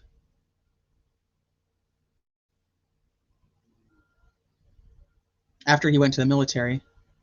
I'm not banned in a lot, but there's just a couple of them that are like, nah, we don't take to your kind around here. There's one group I'm in. I don't know how the hell I'm in it. I'll be very honest. I don't know why they let me stay. Everything I have found indicates he was not there hanging out for hours. Okay. At this point, I doubt we will ever know exactly why he was there and the reasons for the time he was there. I doubt it will ever be answered. I do believe the girls did cross paths with him on their way to Highbridge. However, if true, he was there slightly before them, which goes with the theory of Richard Allen, from the state's theory that he got there right before them, saw the girls, and that's it. He obviously was there for nefarious reasons, but what brought him to that exact place that afternoon, no clue. Let's go up. She said a bill shorter than a baseball cap, and it was covered by his hoodie.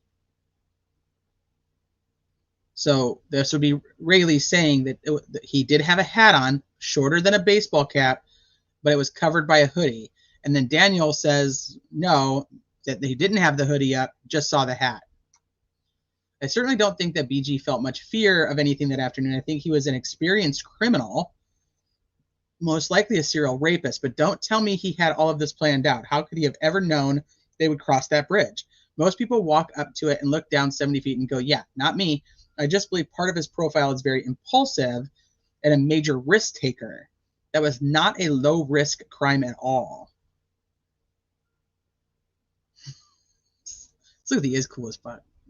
I agree. I guarantee you, if the homeowner had seen him and the girls, she would have called Ellie immediately. At the least, gone outside and yelled at them about trespassing. She's had major problems before with trespassing and does not screw around, but she wasn't home. Her son arrived at about 3:45. This is another big one, as I have heard that he got there right around the time that BG would have been leaving, Brad Weber. But that was too late by then. Also, don't forget they crossed right over Kay's driveway as well. How could BG know someone wouldn't come up the driveway? Very high risk. He just didn't give a shit. Also, Kay's house cleaner is Libby's grandpa German's mom. Wait.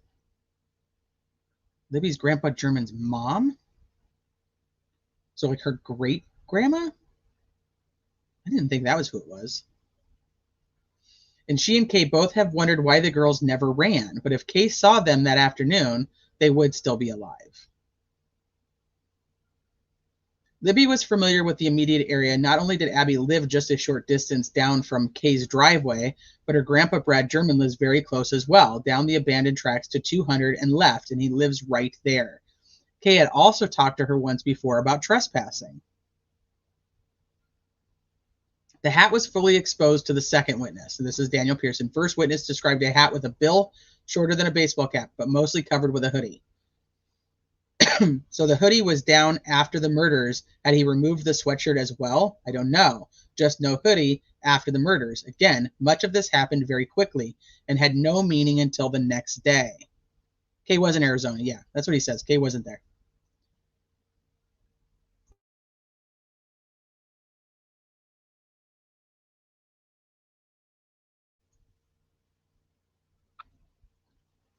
And the earlier witness was 16 at the time.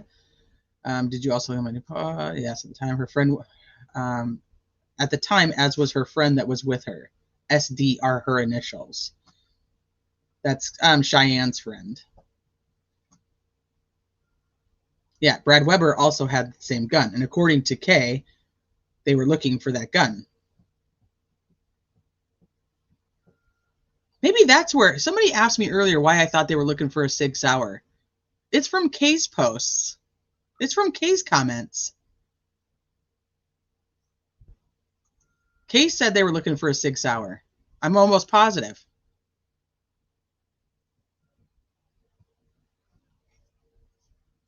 Okay, this is what I've been told. All of this was told to me firsthand. I can tell you some folks were reluctant to speak, but when requested, I have not shared certain details or identities. My Facebook group has family members and locals aplenty. That is the only reason I have been given this information, and there is plenty more. Over the nearly 3 years, I have had different theories, but at this point in time, I do believe he was almost certainly from the near area, and he had been there at least several times before, and was an experienced serial rapist, which was his motive. And I rather doubt he intended to murder the girls that day, but he lost control at some point and then lost his temper. I believe he was a very impulsive individual, but also intelligent, which may account for why he has gotten away with this. I also think the video Libby shot should not be relied on for much more than his general description, mostly just the clothing. I think the face is dangerous to rely on. We took a video with the same phone as Libby's from 60 feet away, and it was nowhere near as good as this. But the young girl witness has shared with me, and I think I have a reasonable idea of what he looks like in the face, because her mom and I showed her other pictures, and she picked out one in particular that she thought resembled who she saw.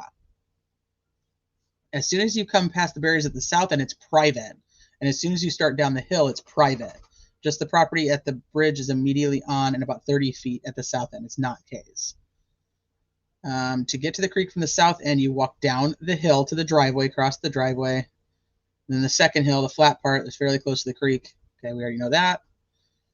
While talking to Derek, I assumed it was Dan. When I mentioned his name, Derek said he did not know Dan. I sent him a few pictures. He said that was not who he spoke with. Dan is over 6 feet, etc.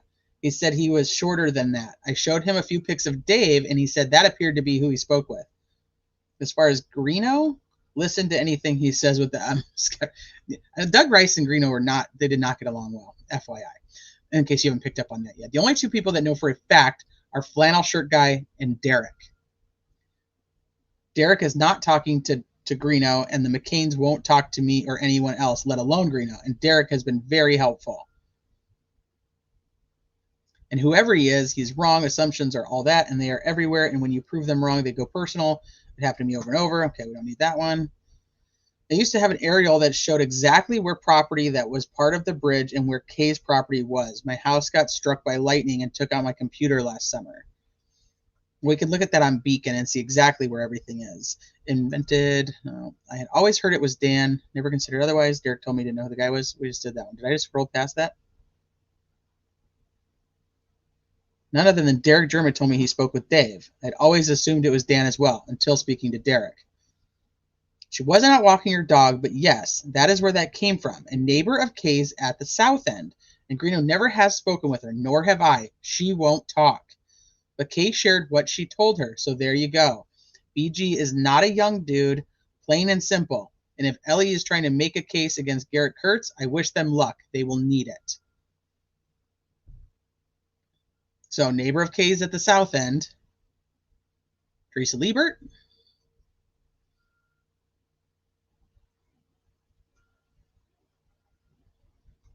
I'm not trying to solve the case here, just add some of the info that I have gathered along the way. My goal early on was to make connections with locals, and my Facebook group made that possible. And some locals have been extremely helpful, both sharing with me and also putting a good word in for me. I've totally resisted doing videos. I've seen too much drama there. Aw, that's so true. I can tell you this, most of the people from the area I am speaking with from there are no longer too optimistic that this will be solved, and why it may never be solved. There may be a bunch of reasons, I just don't know. Big reward, lots of press, audio, video, several decent witnesses, and I do believe he was no farther than 20 miles away. So it seems like it should be solved. But all this time later, no longer too likely. It's sad and frustrating. There are no eyewitnesses here, and we can't even say 100% BG killed the girls, although I do believe he did.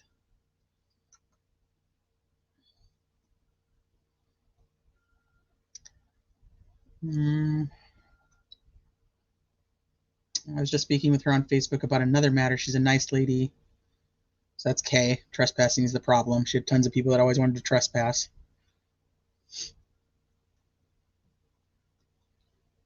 And they do have trail cams. They used to have them before the crime, but just shortly before, due to vandalism, they removed the one at the south end of the bridge. Damn, they didn't. This is a problem for me. They didn't remove the one at the south end of the bridge. There's no way. I keep hearing this over and over again. They couldn't have, because it's in, do I have it in this one? It's in the dang photos with the crime scene tape. It's right here. Crime scene tape. Camera. Now, maybe it didn't work? I don't know. But it's not gone. And then I also heard they went and put them up after. Well, maybe because we know they left the crime scene tape up for a while, but the camera is still physically there. They removed the memory card. So there's definitely a camera there.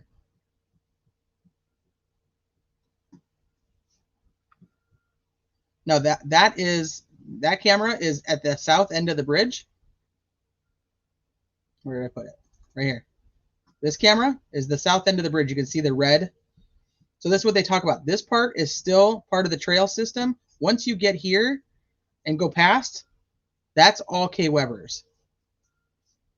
That's all K. Weber's.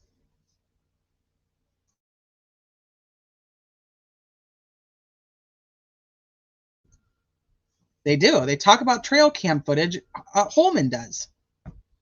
Holman says they have trail cam photos.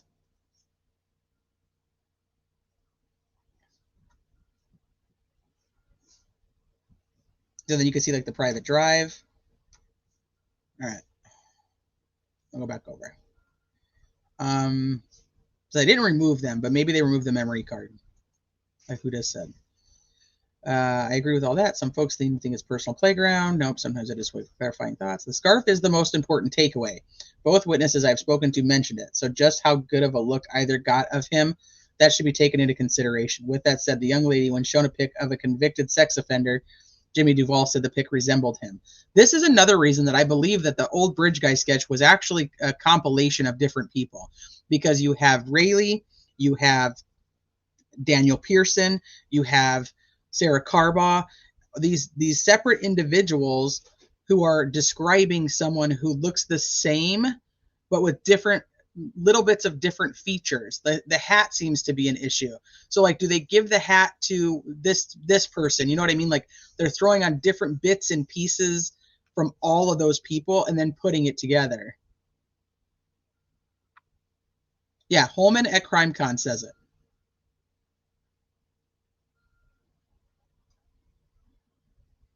CrimeCon 2018. Holman says they have. So that's why. Okay, let me go back over here real quick. That's why I'm now wondering. Remember the rumors at the beginning? Once again, we're going to go back to the fucking rumors. The rumors at the beginning that there was the guy, the camera picked up Derek. And I've gone back and forth whether this was Mears or Weber's. So depending on what live stream you've listened to, I've gone back and forth on Mears, Weber's. And now I'm thinking that there's actually a camera here or down the 505 a little bit. And is that how it picks up like a Derek German?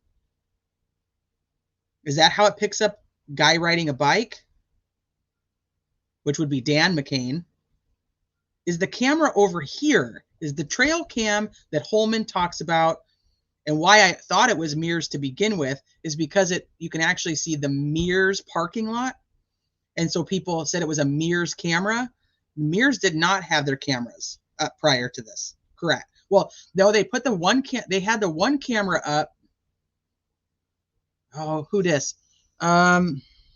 Oh, fuck, my brain isn't going to want to work with me. They had the camera up because of the people coming and doing something in the back of the house over here. Do you remember that? Like, when was that?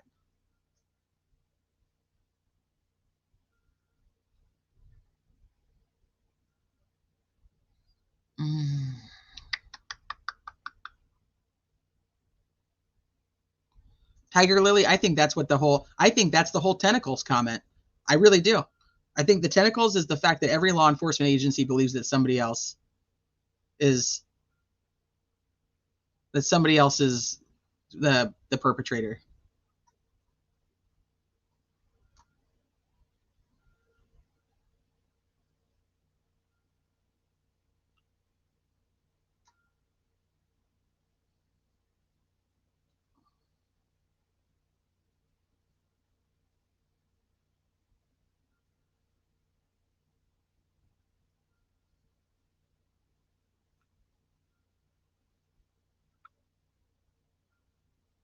I have seen a deer cam in the woods on one of Greeno's early videos. It was on Ron's land.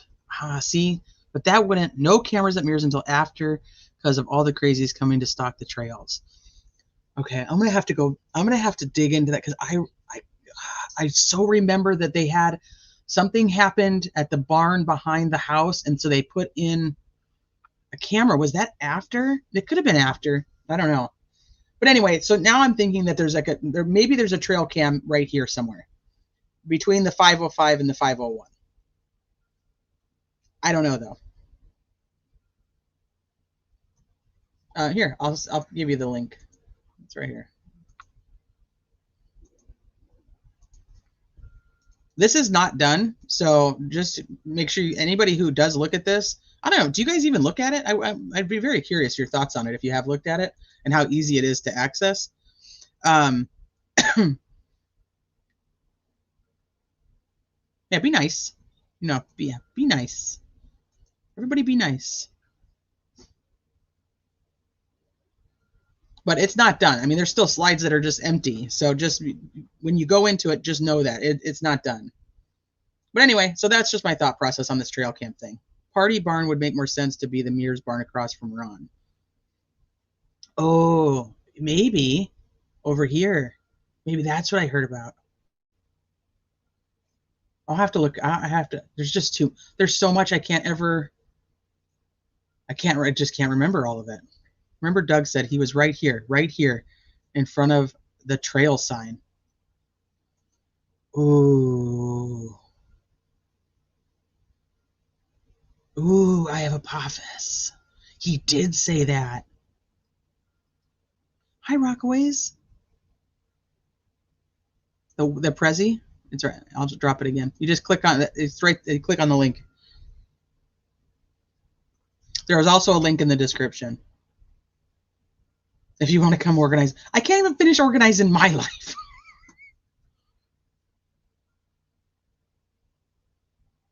Really? Squeaky wheel. Say it ain't so. Say it ain't so. Tell me you love me. Tell me you love me. Here's the thing, people. I'll be very honest with you. There's people who don't like me. I know that sounds fucking crazy, but it's just true. There's just people who don't like me. I don't know. There's nothing I can do about it. I'm not. You guys know how I feel. I don't ban people. It is what it is. But I might just be talking about my chat, because I have heard some comments about the chat and how like my chat leans too far to the defense or whatever. I'm like, no, my chat leans too far to the Constitution, but it is what it is. Aw, thanks, guys.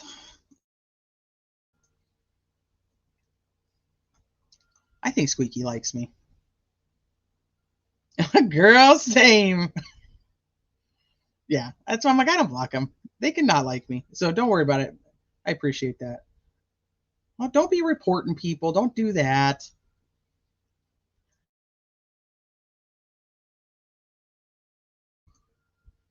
Oh, freaking Watts, you animal. Oh, don't take me back there. Don't take me back there.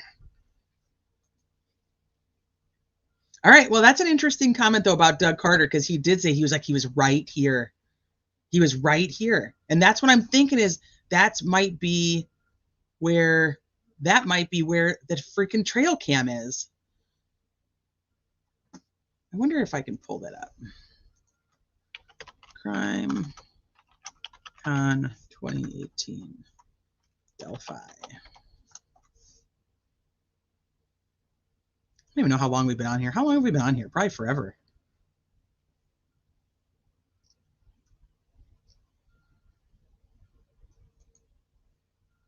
Nope, this is not the right one. Answering their phone, and that's kind of when the search started. Nope.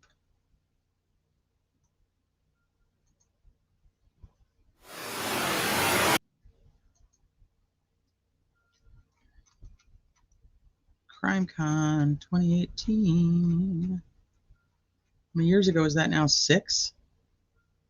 No, it's not on here. They don't have it on their website.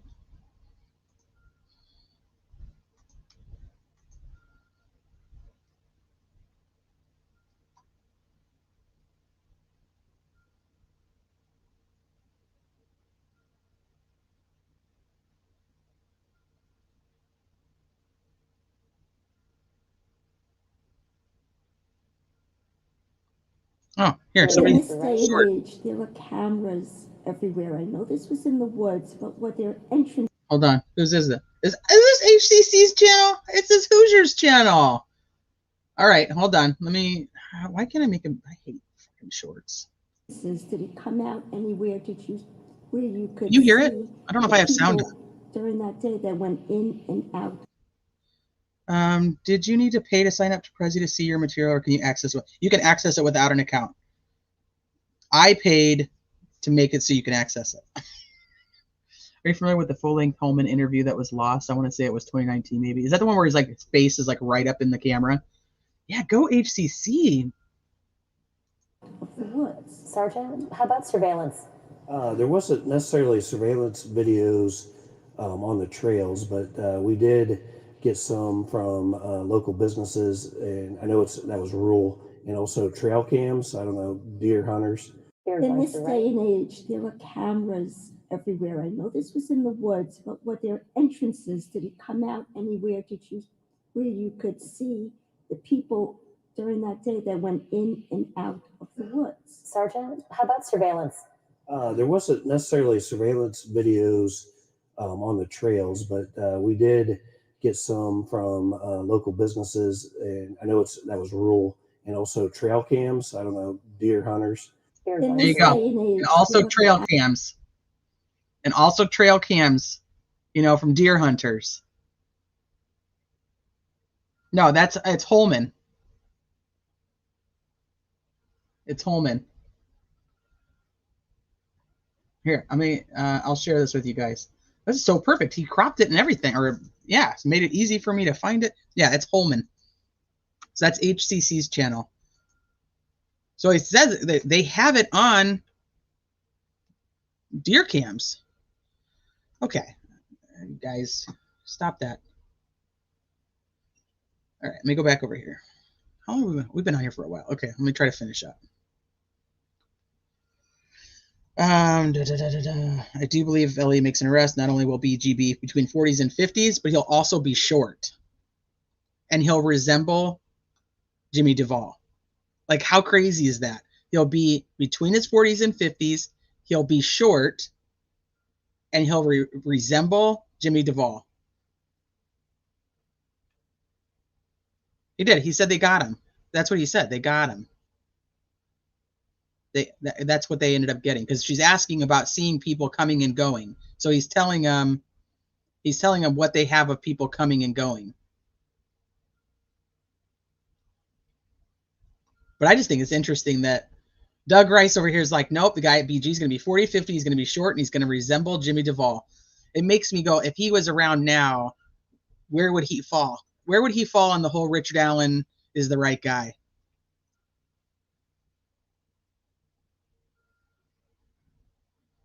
Well, if it's Richard Allen's a smoker.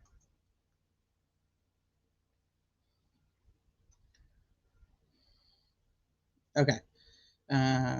Just take away from that. Another bridge. The vehicle was coming at him. Yes, Kay's neighbor and the source of the recent sketch. He's still stuck on that. That was Teresa Liebert. She chased him off with her vehicle. He likely never even got to the bridge. Close to Abby and Kay's house, driveway. 625 ends at Kay's private driveway. Been sharing a lot with this member. The neighbor saw him from the house. She went out and he took off. She got in the car and started following him, and then he took off for good. Kay has a very long driveway, and any other access to the south end is through the woods. The woman lives right at the end of 625, so how does he even get back there? And how does he know the girls are going to come across to the south side? Ooh, really 4 pit bulls? Of course there is. There's 2 of everybody. 2 of everybody. This is, shit, I just lost the comment. Who was talking about Jimmy Duvall? On what I'm reading? This is from Doug Rice. These are Doug Rice's comments. He's the one who says that Rayleigh said that who she saw didn't say it was Jimmy Duvall, said they resembled Jimmy Duvall. And the cut and paste that Kay sent me 30 minutes ago, he was on foot, she was in the car. 625 simply becomes Kay's driveway, one and the same with a no trespassing sign and a single lane. Do I have it on the map? I think I do. Right here. So you can go through the private drive this way and get to Kay Weber's. This is also all Kay Weber's land. This is a different house, but the property is like beep, beep, beep, beep, beep. I was just doing this with It's a Crime and Shame. Hold on, I'll pull it up and I can show you.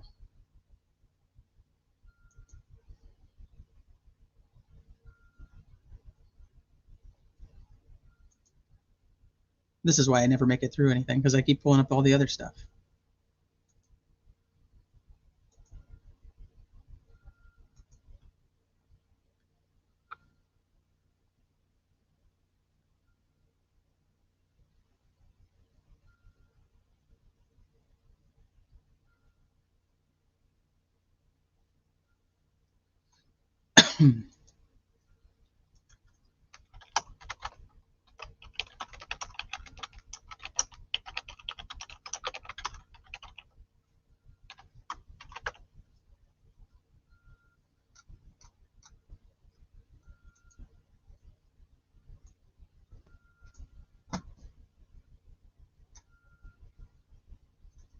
Let me come back to you guys. Hope you guys are being nice to each other.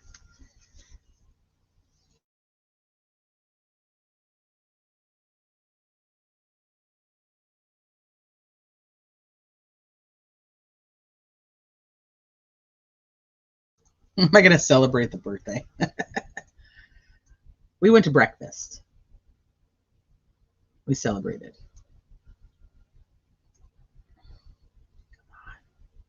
Stop being so freaking glitchy.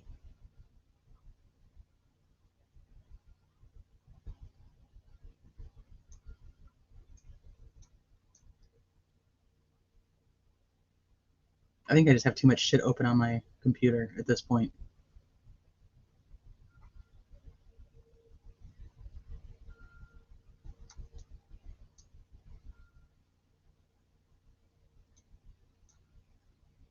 Okay, so you can see the property lines. Kay owns a shit ton of property.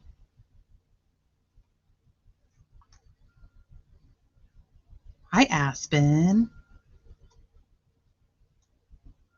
Okay, so this is all K's. All here, all here, all down here, all that, and all this. This is all K's property. And then you have Teresa Liebert down here. And then you got a couple smaller plots of land. One there. You can see the one that kind of goes at the angle here. But Kay owns this, this, this, and all of this.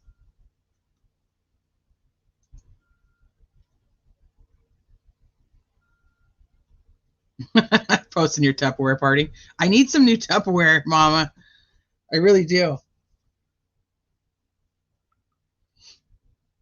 So this is the where you can see straight over to the crime scene. Here's the end of the bridge.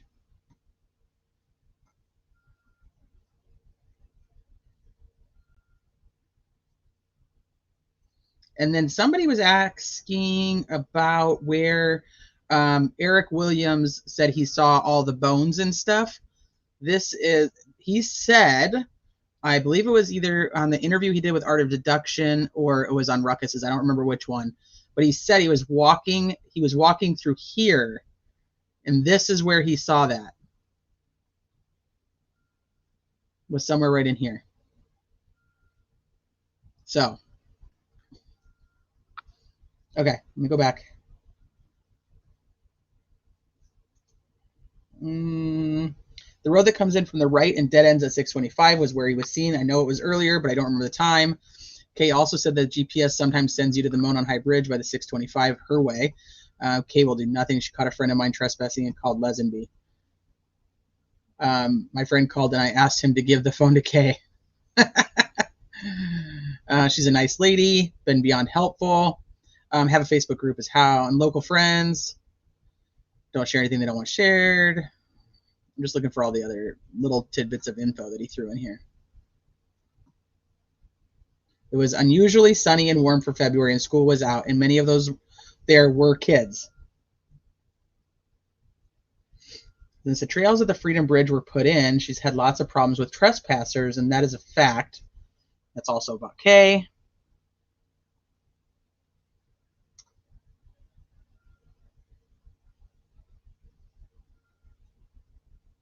Since the first description, they are trying to act like no scarf was involved.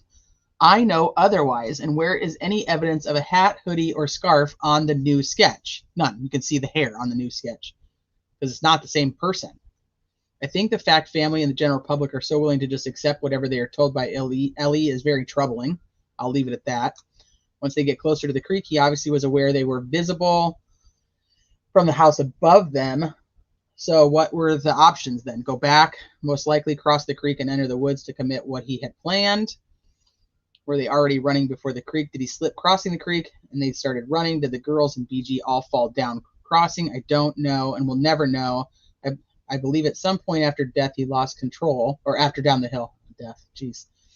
I don't know when. I sure don't know where they crossed, and the only gauge of depth of the creek that day is the flyover on the video from the 14th.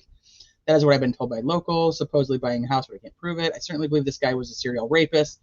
I have little doubt of that, and trails were his preferred MO. It's a pic the homeowner took of the trespassers and gave to me. Oh, I thought he took it. Okay, so I take that back. Anybody who was listening earlier, I take it back. I thought that he took it. It is taken from right in front of the house, and I have been inside the house from several different rooms. You have a similar view of the creek below, not to mention there's a deck outside with a great view. The Friday was the same high of 43, and school was out, 43 and sunny. However, in northern Indiana, in the middle of February is very unusual and would bring people out. But over that previous weekend, it was 50 and 60 for the highs. On that Saturday, Libby was geocaching to 4 different locations with Kelsey and a friend. That Saturday? I thought that was the week before.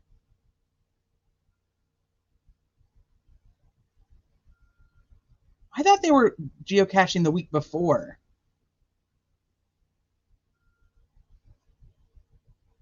Maybe they were doing it both. West of the Freedom Bridge, parking towards town is very isolated.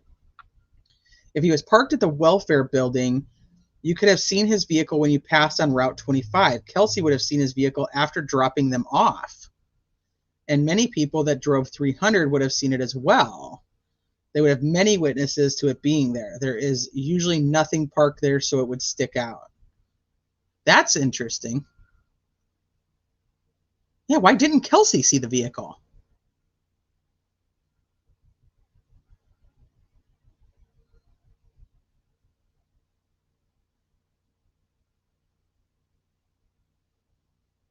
Why didn't Kelsey see the vehicle?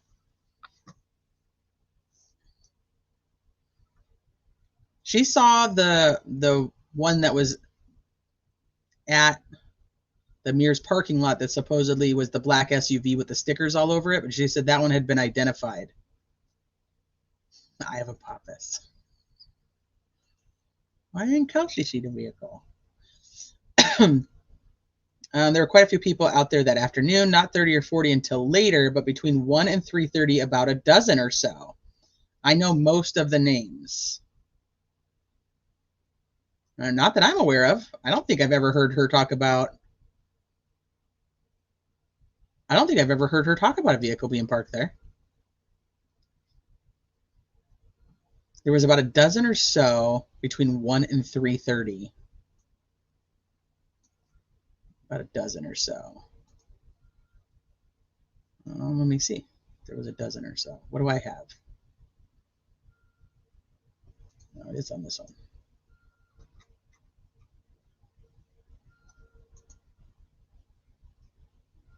I have about a dozen or so. One, well, and her friend, so that's 2, 3, 4, 5, 6, 7, 8, 9, her sister, 10, 11, 12, and his brother, 13, 14, Carl and his daughter, 15, 16,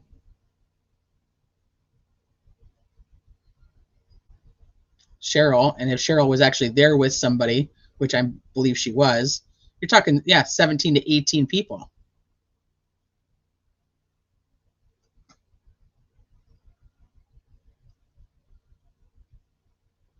Huh.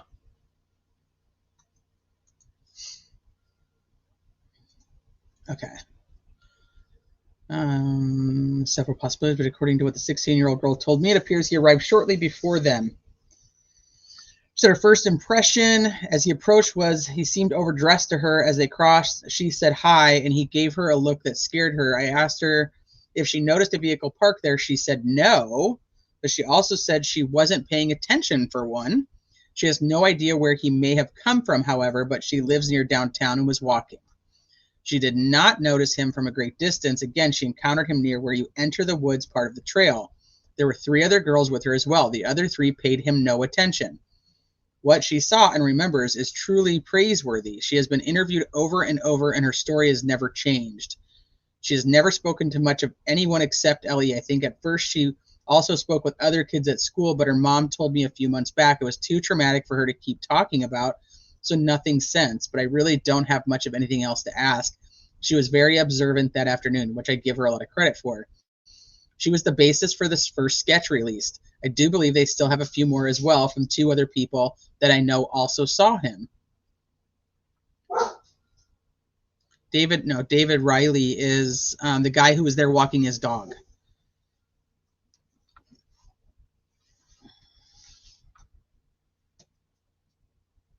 I don't have any proof Ellie asked anyone not to speak about what they saw that afternoon. I've never specifically been told that by anyone. But there is a general reluctance. It seems that there's a general reluctance for both the 13th and the 14th. It's very interesting. All she said about the new sketch is that was not who she saw and that he was older than that. Again, the first sketch came from her, but understand the sketch artist is also doing his thing. Neither witness liked the hat. I can tell you that, and bear in mind he had the scarf below his nose. So the rest of that was also sketch artist looking at Libby's video, I assume. I think that what they're adding in is the information from Sarah Carbaugh and the information of what they were able to try to look at on that video.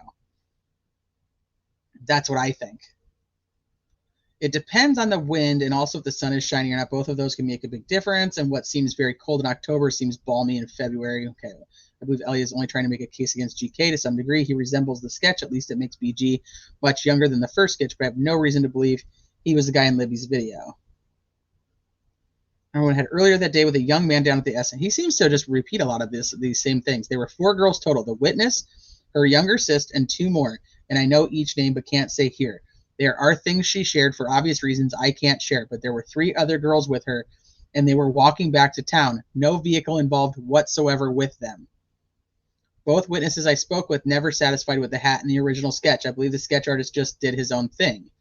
She passed within a few feet of him. There were reports almost immediately of her encounter with him, and sure, things got twisted, but the bottom line was he scared the hell out of her. What? With the look he gave her as they passed each other. As I said earlier, as soon as she got home, she told her mom. And when they heard the girls were missing, she was concerned he might be involved. Ooh.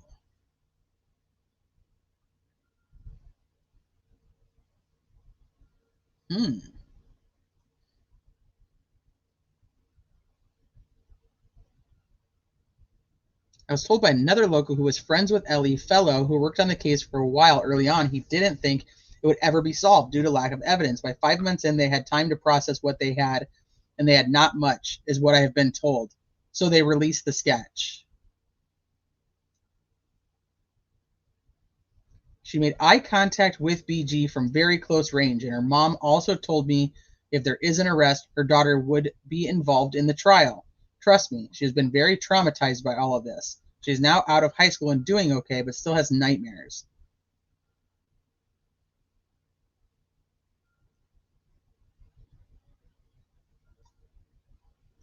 Look at April Tinsley's case. Anyone that is there will get a lot more info sharing there.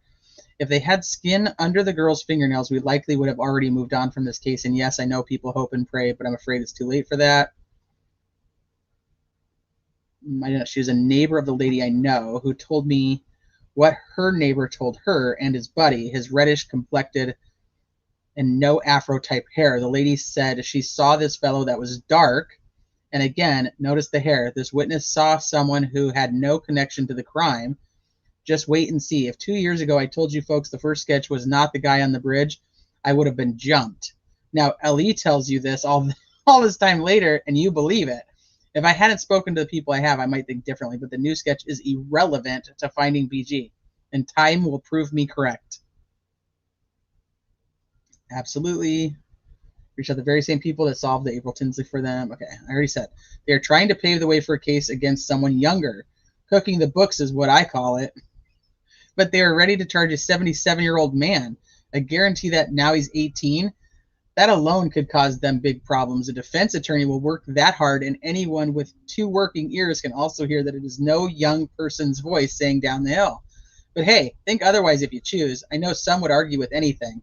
I knew immediately Hat was wrong on the first sketch and said so openly. Caught all kinds of grief from some people. Sure, where are they now? Now they're saying, the same ones saying, trust this new sketch. It's laughable. Yeah, cooking the books, Radar. I call that cooking the books.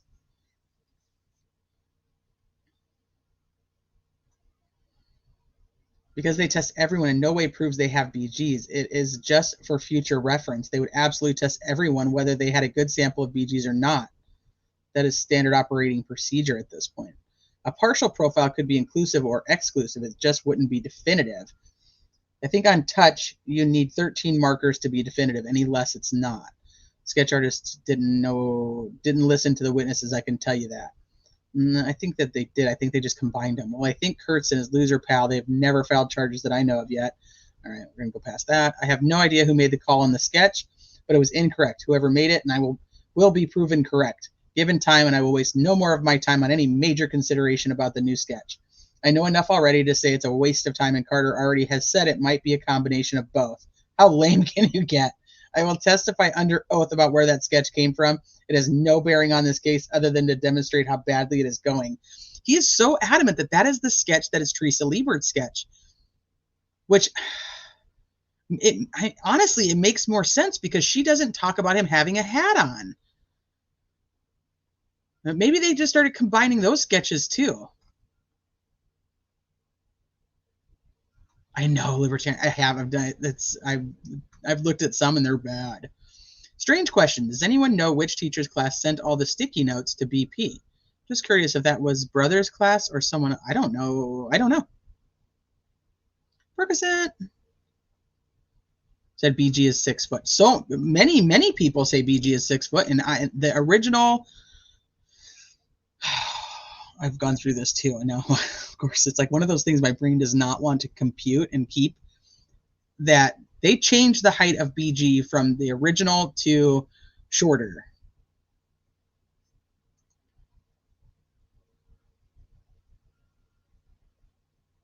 And she was 5'7". Yeah. Make that make sense.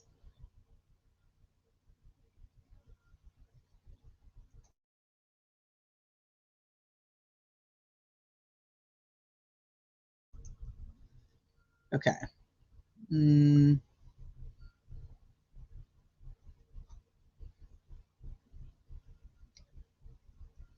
He's dressed in loose clothing, so it makes it hard to really tell, but I sure would also not be surprised at 170 either. I doubt much less than that, however. So now he thinks he's short and 170 pounds.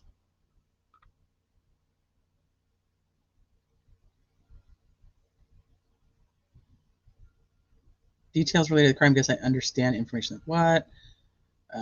Okay, here. There's an additional male witness that saw him leaving on the 501 maybe an hour and 40 minutes later, but he did not provide nearly as much detail, and I live less than an hour from Delphi. I have been there many times, and all of this info is firsthand. Ivy. So he's saying he got it directly from Daniel now. Although in some cases I heard it previously and reached out to confirm.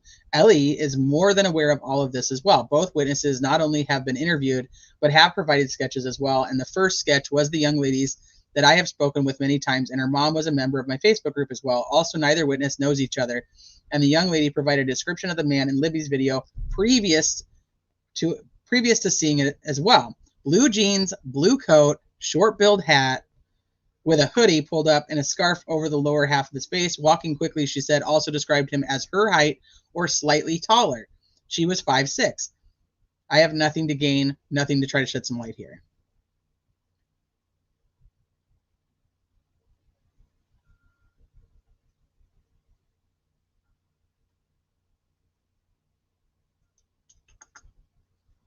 Okay, there was an additional male witness. Okay, wait, just did that one. She did not initially tell LE what she guessed his age to be, but after the fact, she has said likely in his 40s. She did not hear his voice.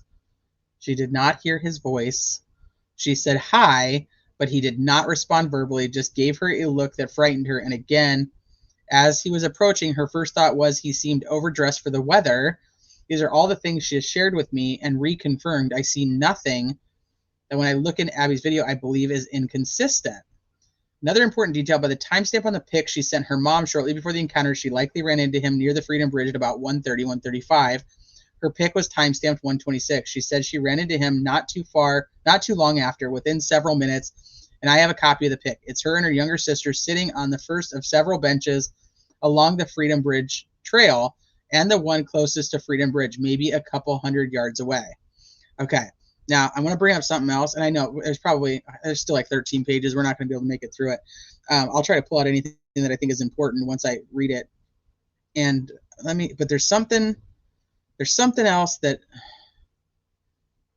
okay, her pick was stamped at 1:26. Okay. In 2020, okay, he also says that she said he was wearing blue. Well, Rayleigh, according to the probable cause affidavit, says he's wearing black. He was wearing a black hoodie, black jeans, and black boots. Now, in 2020, in an interview with Bree Wilbur, who is not Rayleigh and was not there with her little sister, she was able to show investigators a picture that she took on her phone of the Monon High Bridge with a timestamp of 12:43 p.m. Bree showed investigators another picture she took at the bench just east of the Freedom Bridge when they were leaving at 1:26. Bree stated after she took the picture at the bench, they started walking back towards the Freedom Bridge. Bree stated that's when they walked past the man who matched the description of the individual in the picture. Liggett believes the picture that she is referring to is the picture law enforcement released of the man. And that's a whole nother bullshit of Liggett believes instead of asking. But we talked about this like probably 20 lives ago, that picture, that photo is a selfie. So why do they keep saying,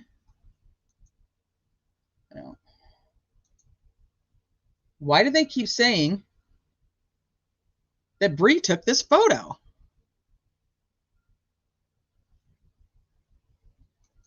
Yes. There's a different group closer to noon of 3 girls who went to play basketball at Riley Park.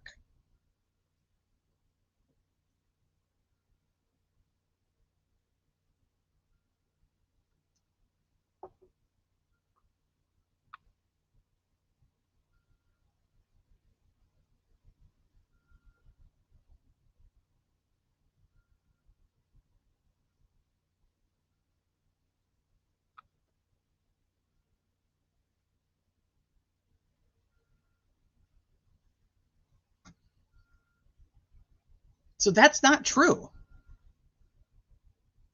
We talk about all the things that are in this probable cause affidavit and the things that are in here that the defense has said that is not true, that we technically can't prove about the whole muddy bloody and those things. I'm telling you,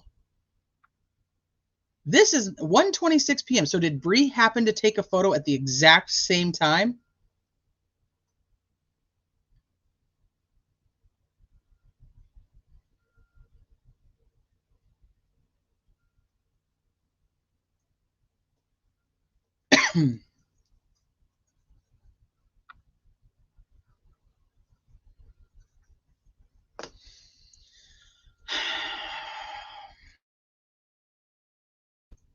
It's that interview with Bree Wilbur makes no sense. So she took this photo at 1:26. This is not her photo.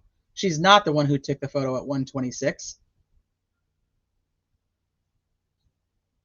There is a rumor, digital, that they were going to meet these girls at the park or at the bridge, and the girls had already left for the park because they weren't able to get there.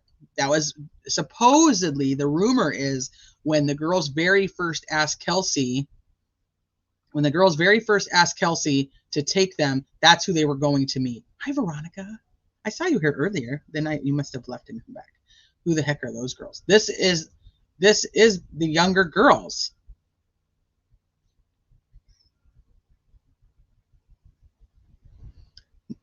So, Jen, it can't be, because this is the one that's actually from Rayleigh, not from Bree. So they're lying and saying it's from Bree, unless there's another photo that Bree took by the bench. I have heard the weird conversation of somebody took a photo of a bench, and everybody's like, why would you take a photo of a bench?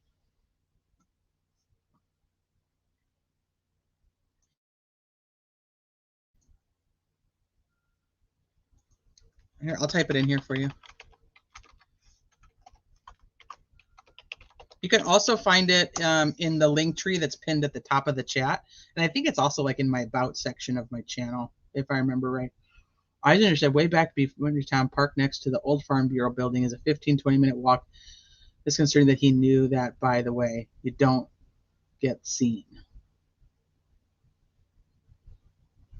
I mean, that's what I'm saying. Did she take a pic at the exact same time at 1:26? Bree and Rayleigh are in the same group, correct? Yes.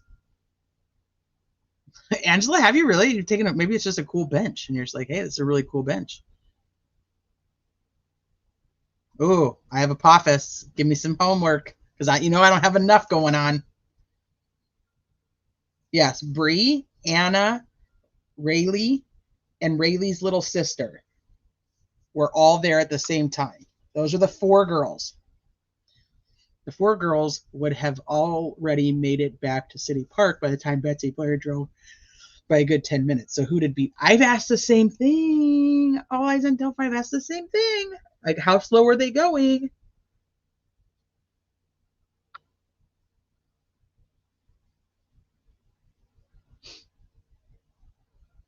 Abby was in Libby's room.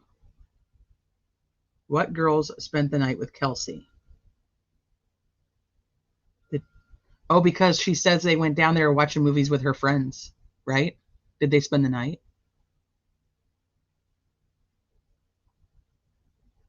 That's what I told my wife when I took a picture of a woman on a bench. Dean, you better not be. There was an empty bench, and well, maybe that was like for photography, I guess. Yeah, I could see that. The biggest question for me is, there were so many girls on the bridge that day. When or how, and why did he choose Abby and Libby? I do believe that the person who is responsible, whether it be Richard Allen or somebody else, intentionally went there to do something to somebody. I think that the people were more of the opportunity because they went to the spot that he knew that he could entrap them. That's my theory. Yeah, Kelsey said she had friends over there they all watched movies together.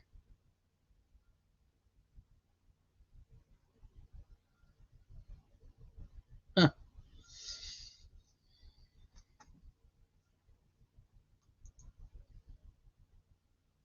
So I can say just from reading what we have read through, I think that his major points that he makes is that you can see the crime scene from Kay Weber's house. That Rayleigh says the hat was wrong and she saw a guy wearing all blue, but the PCA says all black. So maybe they're mixing up the girls' names in the PCA. Maybe, I don't know what's going on with that because that doesn't make sense, but that's a possibility. And so she sees a guy in all blue who's approximately no taller than 5'10", wearing similar clothes, looks the same as what, and she tells the police what he looks like before they even release anything about the video or the pictures from Libby's phone. Then Daniel Pearson, who he says he talks to firsthand, saw BG coming out at the trail crossing and also said the hat was wrong. Talks to Derek, and Derek says that he saw Dave McCain. He believes that the young bridge guy sketch is based off of Teresa Liebert.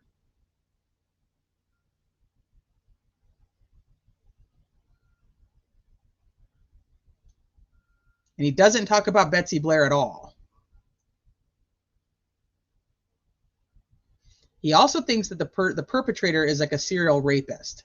I will tell you, I disagree. Somebody actually brought this up to me. I was having a conversation with a friend of mine the other day, and he actually said that he thought that he was going there to essay the girls.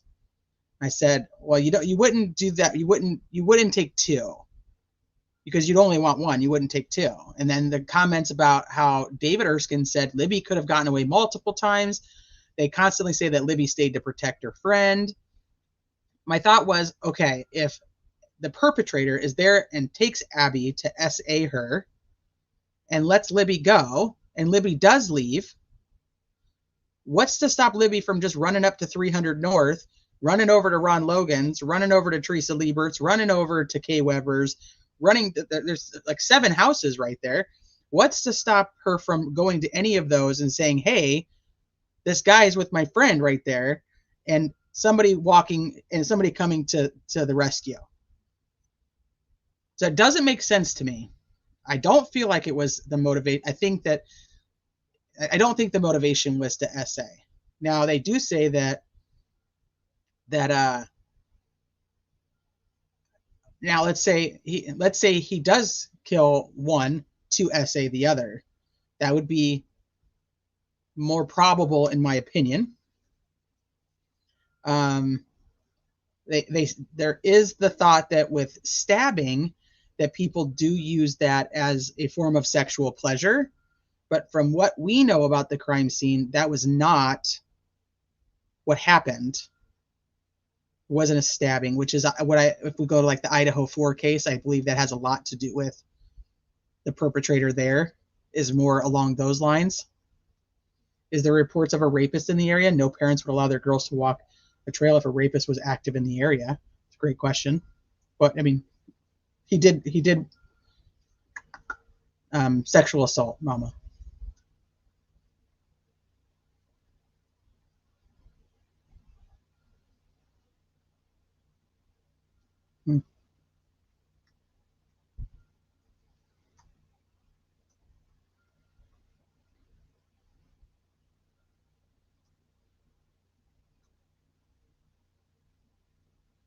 Right, Humanimal. Yep. I saw a pic of a guy on the bench looking like BG. I remember that they had that, like, it was like from like 2 weeks later that somebody was like a different trail system. 2 girls is already high risk. I would think that there more than would be way too much for, yeah. That's what I'm saying. Like the only way that it would make sense would be to have hurt one already. I think it was a premeditated crime of opportunity. I think like it was like setting a trap, and whoever fell into the trap was the target.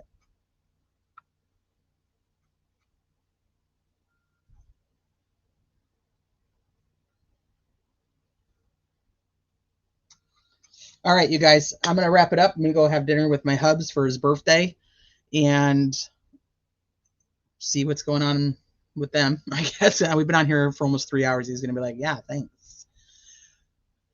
I will be back tomorrow. If there's not anything big breaking or any, big new docs or anything that come out for Delphi, I actually plan on doing a Harmony Montgomery live and recapping the second week of the trial tomorrow.